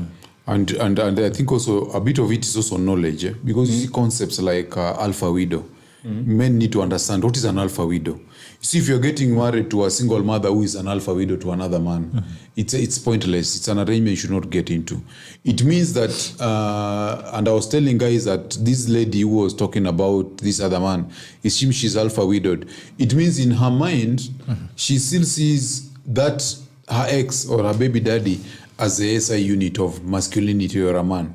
And you are coming as in a lower in as rank. A compensation. Yes. So if you are that is the position you're occupying, you're never going to excite any genuine binding desire from her. And that is why you find that you're basically someone who is being given terms. You're being told you take it this or leave it. That means that there's no genuine burning desire for you. A woman who desires you is normally willing to sacrifice almost anything. We know so many cases of women who kill their children so that they can get married to certain men. So it is a fact that women actually can sacrifice anything when they get a man that they feel is high value or a man that is viable to them. So if you find a situation where a woman is telling you this is a baby daddy and this is what I'm going to do, if you can't take it, leave. Just leave. Don't even negotiate. It means your value in her eye is very low. Yeah. But then again, brings also now the issues of because you find that there's also what you had mentioned about reasons why marriages end and why relationships end, for instance, serious relationships end, especially that ended up somewhere, maybe with kids or with some level of commitment. sometimes it's things, it's injustices that happen to men. A lot of times the people who pay the price for injustice are men, because they're expected not to express themselves, and every time they try to express themselves, I'm sure each one of us here have had an argument with their mama over something. And when you try to bring it out that I'm offended by this, or I don't like this, there's a way it's profiled against yourself. And most of the time, I was seeing a very funny video on, I think it was one of the stories on Instagram or something, about how women say I'm sorry and how men say I'm sorry. Yes. If a man offends a woman, they'll just go straight to it. I'm sorry about this, and this should have happened. But when a woman offends a man, they'll find all the stories. They'll move, go big square, nini, wazunguke, warudi na bypass, wapi. Meanwhile, picking things that they can picky bang on this issue. And you end up as a man apologizing, or you end up as a man holding back the things that offend you. Normally said you as a man, you apologize when you find her naked in bed and you give her your apology. That's how they apologize. But you apologize on her behalf. Yes. You end up apologizing. Yes. So, I mean, men, most of the time, even as you're talking about these issues, these are issues that men will probably try and raise, and a lot of cold water is poured on them, on the issues that they're raising. And a lot of times that happens to men. There are a lot of things that men would actually, if they had a chance, they would tell their mamas. I'm sure every man has those things that you sit on them.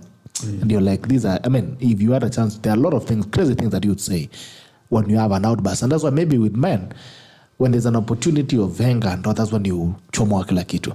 But even as discussing these issues, which are very sensitive, what is the place of men in expressing their dissatisfaction or expressing their command on issues, or genuinely their issues being genuinely taken?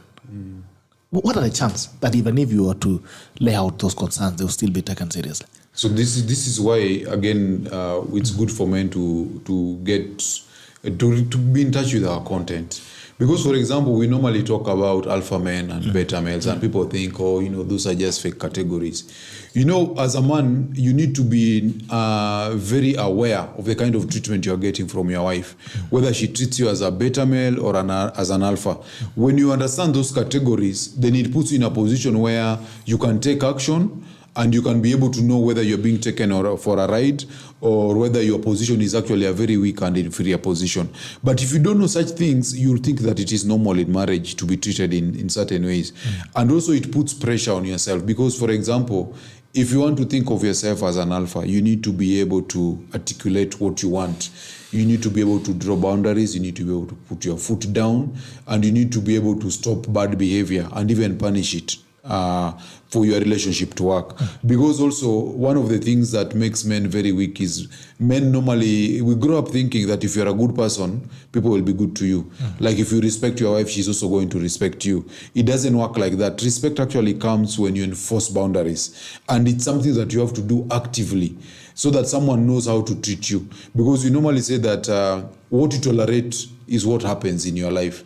So many times if you find that a guy is not able to speak up, you are silenced, you are being shamed. But like women are very good at psychological games. You'll be told, why are you being insecure? There's nothing I can do with that guy is not my type, and so on and so forth. And then you find that you're not able to actually enforce these boundaries. So these are things that they need an education, because these are things we never learned in school.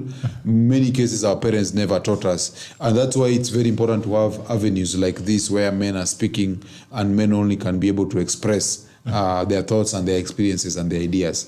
So guys must know how to deal with women, how to deal with the gaslighting, how to deal with manipulation, because manipulation is what's going to come your way. And this is what makes most guys silent, because you're ashamed. If you say something, you're told you are raising your voice. Why are you angry? Why are you emotional? You're being manipulative. Yeah, so you're being told you're being toxic. Toxic nowadays is a common. It's an easy. So someone is afraid of saying something because they'll be branded toxic. Sasa ananyamaza na hasira, siku moja unasukia unamsoma kwa gazeti ama kwa TV ati ameua mtu. So guys need to be able to learn to enforce these boundaries. Start early. Don't let anything slide. Okay, what are your thoughts, Levi? I think choose your battles, but even as you choose your battles, be sure that the ones that you're taking lightly are indeed likely. Because not every battle is worth a war. the Kalenjins used to call women children. And I think part of the reason why they called women children was not to demean them, was because sometimes, when your child is making noise about, daddy, ujanipatia biscuit, and they throw a tantrum and they cry, you don't enter into a serious engagement with them. You just tell them, okay, sir, I'll give you next time. And, the thing passes and you forget about it. I think in that regard is what they were trying to teach us about the whole concept of women. Not to demean women. I know women may jump on me about this story, but just to say that there are times when the emotions of women kind of topsy-turvy, and it's okay, it's the way they were made. You don't have to take everything so seriously. So you have to choose which battles you're going to fight. But as you choose your battles, you must also realize who and where you are. Too many of us are not educated in terms of finding out about our temperaments, ourselves, the things he's talking about here, about what kind of man you are, whether you're an alpha man, whether you're a beta man, whether you're a, zero out of the window man. You have to know where you stand with this situation, and you can be able to figure out not only that, but also your temperament, the temperament of your mama, and then you find a way to plug into it. Because two people enter, they have to shape each other.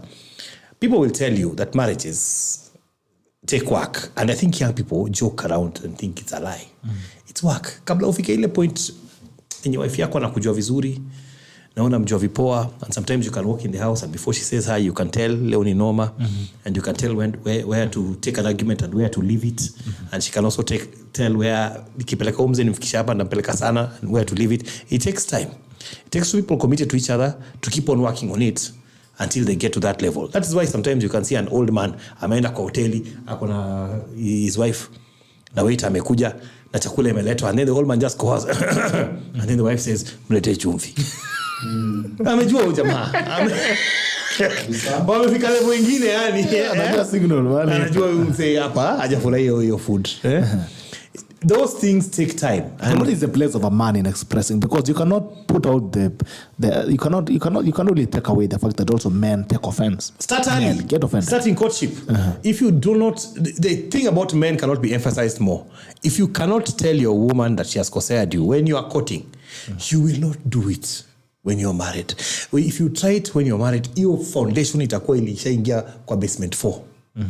Say it when you're courting, and don't be afraid if she walks away from you because she thinks you've disrespected her because you told her yesterday she acted stupidly.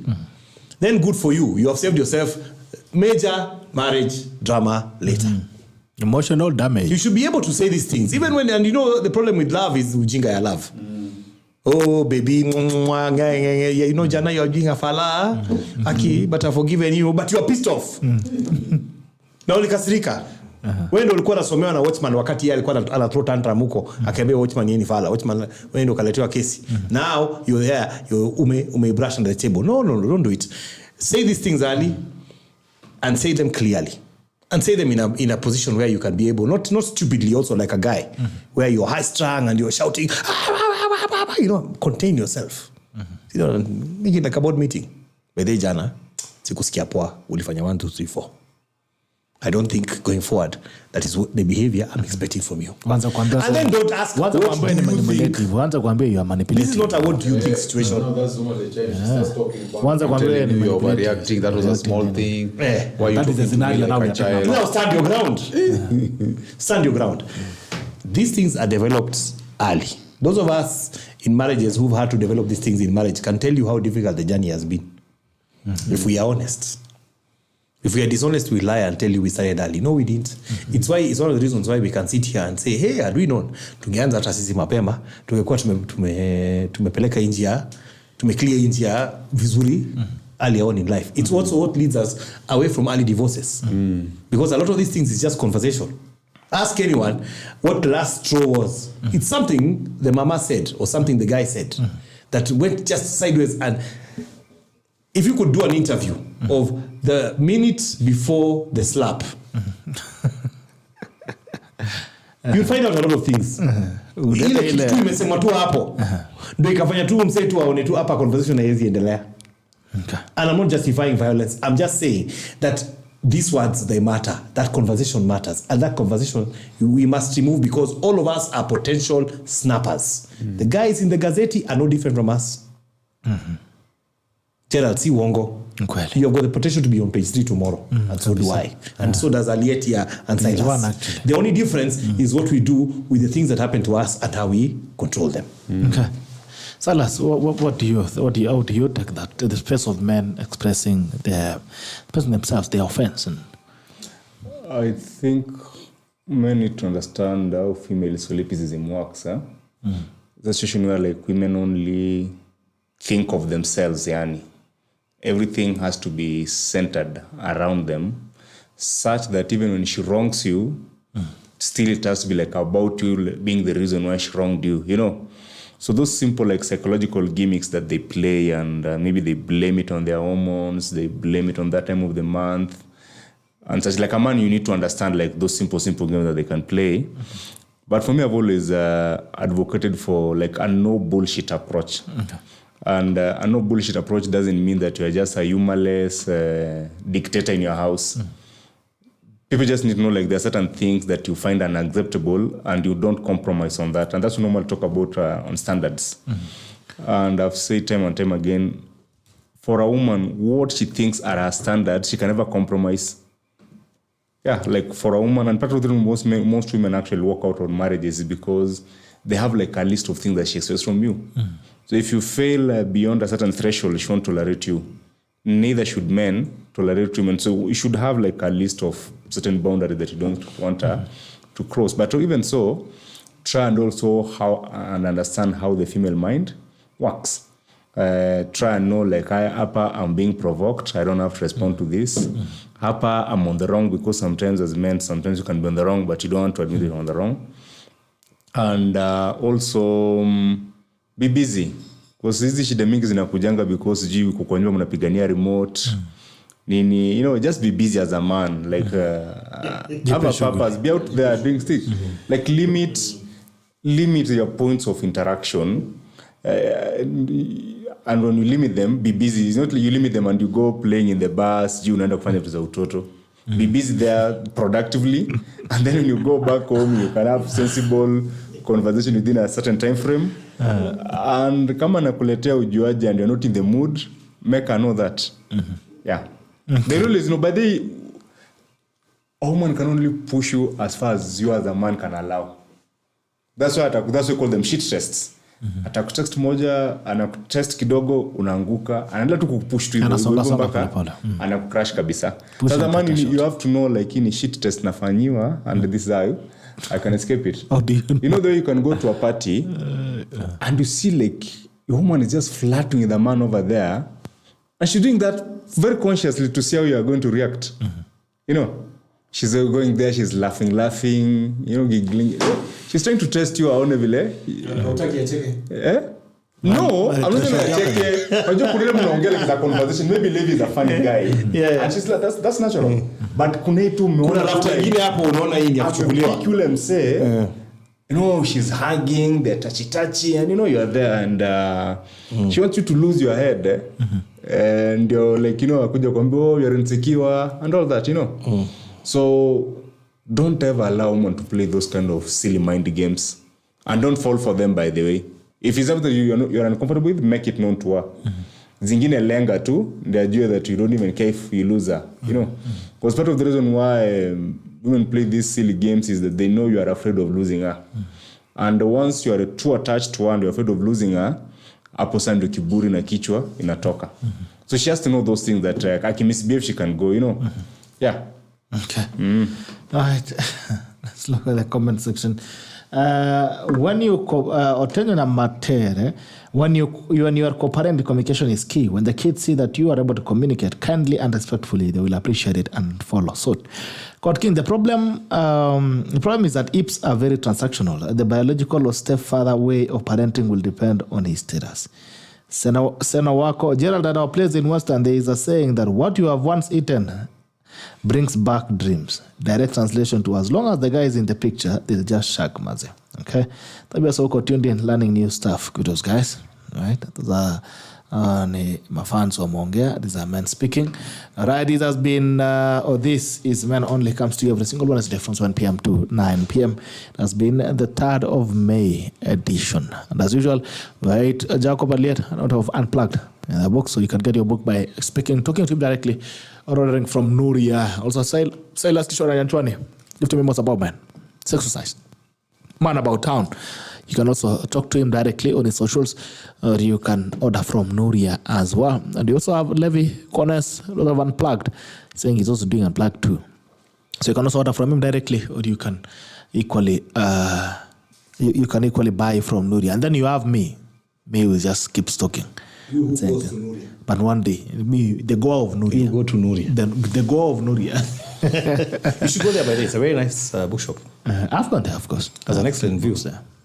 I've not gone there to the shop, but I have ordered books. Imagine you should go there. You need to meet the Biashara Street. It's very nice, very nice. Okay. Moi Avenue, but the bazaar where it used to Maybe be. you guys Yeah, need the to bazaar. Very nice You view. need to introduce me. Very therapeutic. We need to introduce you, by the way. He's a very good You gentleman. never know. I could get some free Interesting book. I read a book there the other day. Here we Saitabao. Ole Kanchori. Ole Kanchori. You read or you bought? I put and read it, but niliona Miguna alimtusi mbaya sana. Alisema it's a pamphlet, not a book. The problem is that he doesn't know who he is. Emotional damage. Hiyo kitabu. But that's publicity again, as we said. Watu wanashonana huko. Anyway, so I still want to mention that in June, hopefully on Father's Day, we'll be having a session for men and also women, of course, who are raising men. We want to do an outdoor recording. So you want to sit somewhere. Tukae mahali. Tuwaone live. Alafu tuambie hii story ya wanaume vile kunaendanga. That was to raise men. So in June, hopefully during Father's Day, of course, you're going to have an experience with us, sit down with us and have a conversation. We'll give you details on that, but please prepare and ensure that you can come. Every man should come. Every man raising a man should also come with your notebook and your pen. And they're also saying there are also women who are raising men, not their sons, but men, they are men. Okay. Interesting times. But anyway, this is men only. And we have our last round. Maybe what else would you... I think we have not really exhausted the emotional blackmail on men by women. We still need to handle that. I think we handled part of it on how women behave badly. I think there's something you talked about how women behave badly and how to handle it. But I think we still need to get deep into that. Yeah, maybe we can discuss it and make it the next topic. Need to get deep into that. Because it's a lot, and the way it manifests itself is different. The primary way is what we call the sign language. Sign language means they use shame. So you're ashamed, you're told either you are broke, or you are ugly, you are bitter, you're divorced. They'll tell you who hurt you. Who hurt you is shaming. Okay. Then they also use insults. Just similar way. They tell you you're 45 years, you're old, you're on Facebook. You know. So they basically insult you. They tell you plagiarize this work if it's a book. You know, they'll tell you the reviews are fake. You know, so they'll insult you. If you have made it, they tell you this is wash money and so on. And then they'll also use guilt. They'll also use guilt. They'll tell you, were you born by a woman? Your mother cannot be proud of you. Do you have a sister? Do you have a wife? Do you have a daughter? So they want to induce guilt in you, make you look like you're a bad person. So that's another way that women also manipulate men. And women also have an emotional need to be right. It has got nothing to do with whether they're right or whether their position is factual. And I think that's why also they struggle to apologize. They would rather be wrong, but never admit error. So there's that emotional need to be right. And that's why it's also very difficult to advise women. Many cases where you find ladies also having challenges even in life, in relationships and so on.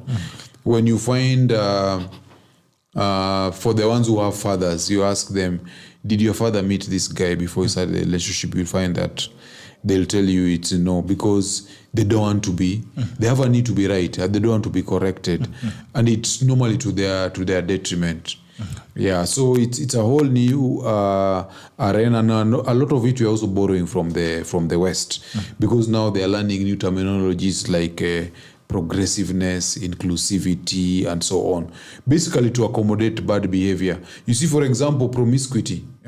Women nowadays think that one way of expressing they are being liberalized is by sleeping around with a lot of men, because they tell you men are also doing it, why can't we do it? They call that sexual liberation. And when you talk about women having high notch counts, being unable to attach themselves to men or to pair bond, they tell you that you are not being progressive, this is not Stone Age, this is not the patriarchy, you want to control women, you want to control who a woman has sex with, and so on and so forth. So there are all those ways that they do it. Yeah. Okay, let's have our last round. Levi. Yeah. Ujumbe yako ya mwisho kwa watu ya wanaume. Oh, mine is just do your due diligence for the guys who have not yet entered into situations with co-parenting. Just do due diligence. Some of the single mothers, honestly, can become the best wives. Some of them are complete damaged goods. Monsters. I won't say damaged goods because it takes a man to damage a woman. But I'll just say, just do your due diligence. Make sure that you know what you're getting into. Make sure that you have a discussion about what you're getting into, because it's not just about someone. When there are children involved, it's something greater than that. So do your due diligence. That is my parting shot to you. And then after that, doing that, by the way, take into consideration if you also have children and you're coming into a situation, because we didn't talk about that so much, where you have children, they have children, and you're brought in. You're brought children. Let's get into blended families. Yes, where you are blended the story. You must protect each other, not from the children, but protect each other so that the children can understand that you're both parents with the same rights, so that there are no issues about discipline. You must face them on the same way. There's a lot of discussion to be had, that's more serious in terms of when you're bringing in the aspect of children that people tend to think about. It's not just boy meets girl, boy falls in love with girl and vice versa, and they go and live happily ever after, like Jack and Jill who went up the hill. No. This one requires tactics, strategy. It requires discussions. It requires a plan. And the reason why many times it does not work is because you failed to plan. So, of course, you fail to plan, you plan to fail, and that's what happens. So they take the single mother aspect seriously, and you must take her very seriously, because when you take a single mother, you take her children. And if you take her children, then you must be prepared to take what comes with having her children. If you're okay with that being another guy who can walk in at any time and dictate things around your home, so be it, good for you.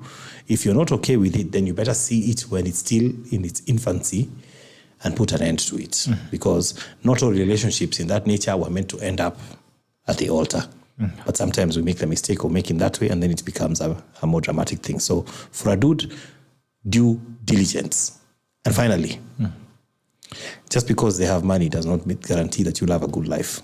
So if you put money first and think about the fact that utainuka, you're working now, and the baby mama maybe has a motor, you'll be driving.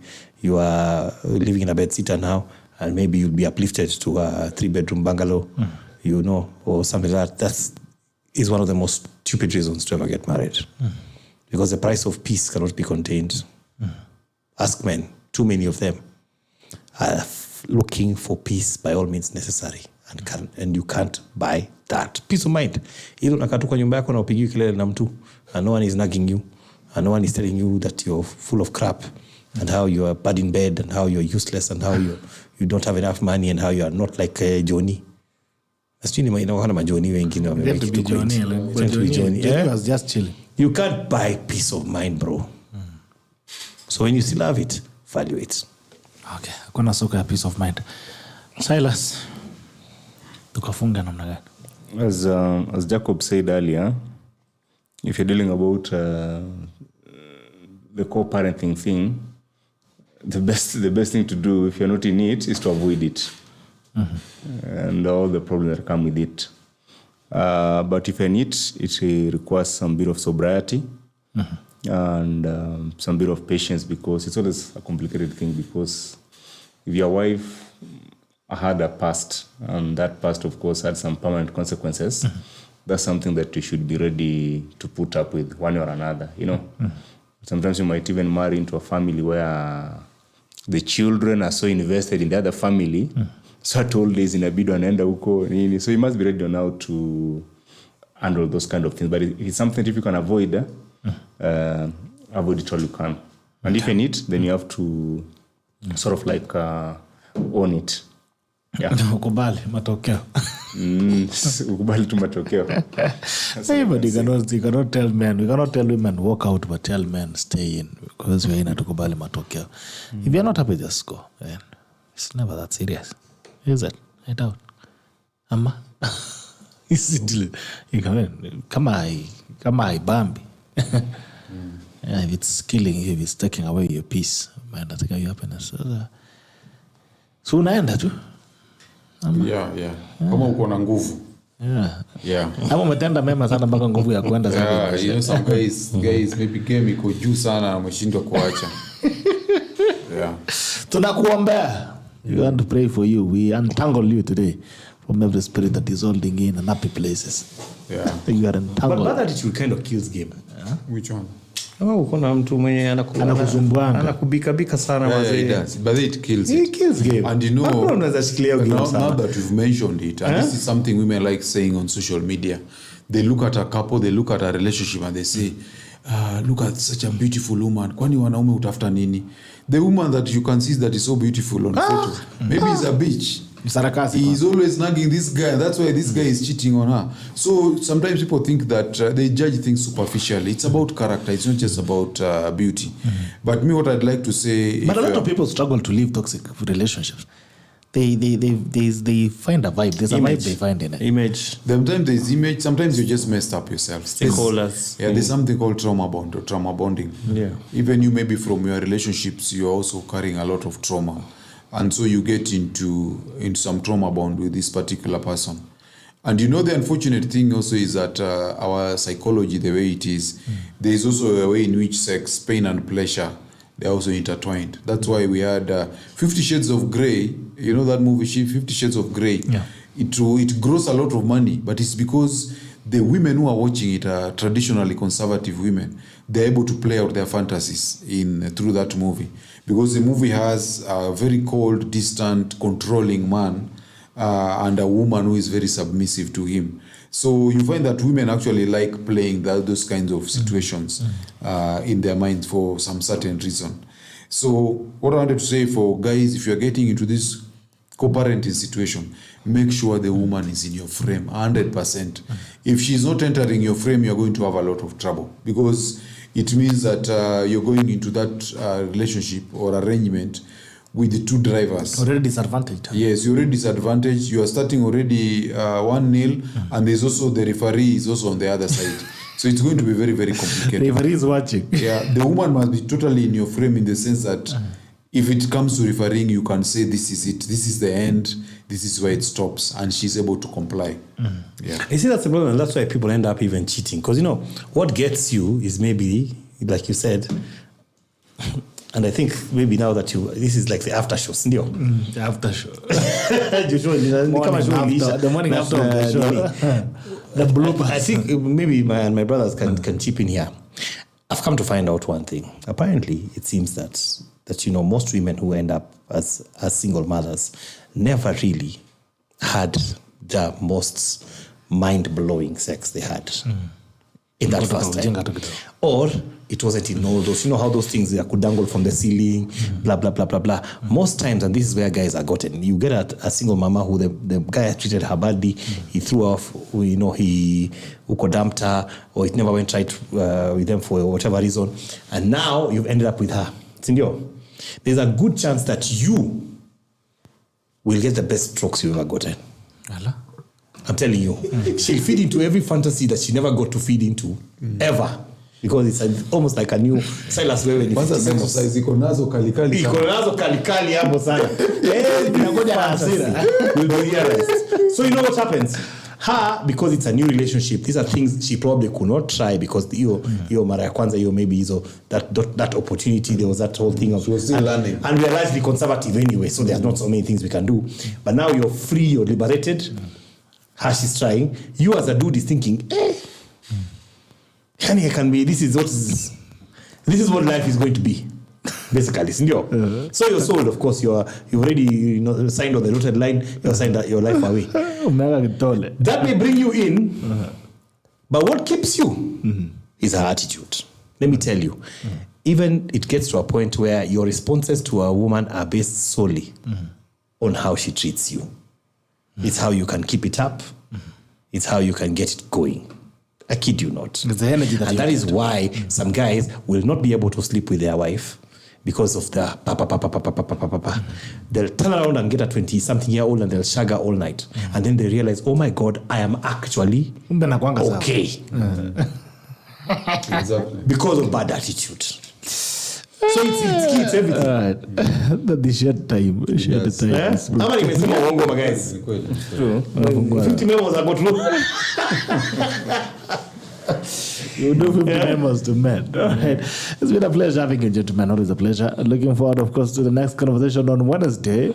And I think, we still need to get deep into the frames of men and the emotional frames of men and how you can keep yourself going, because I think a lot of men are damaged actually. It's not that we don't get to see it.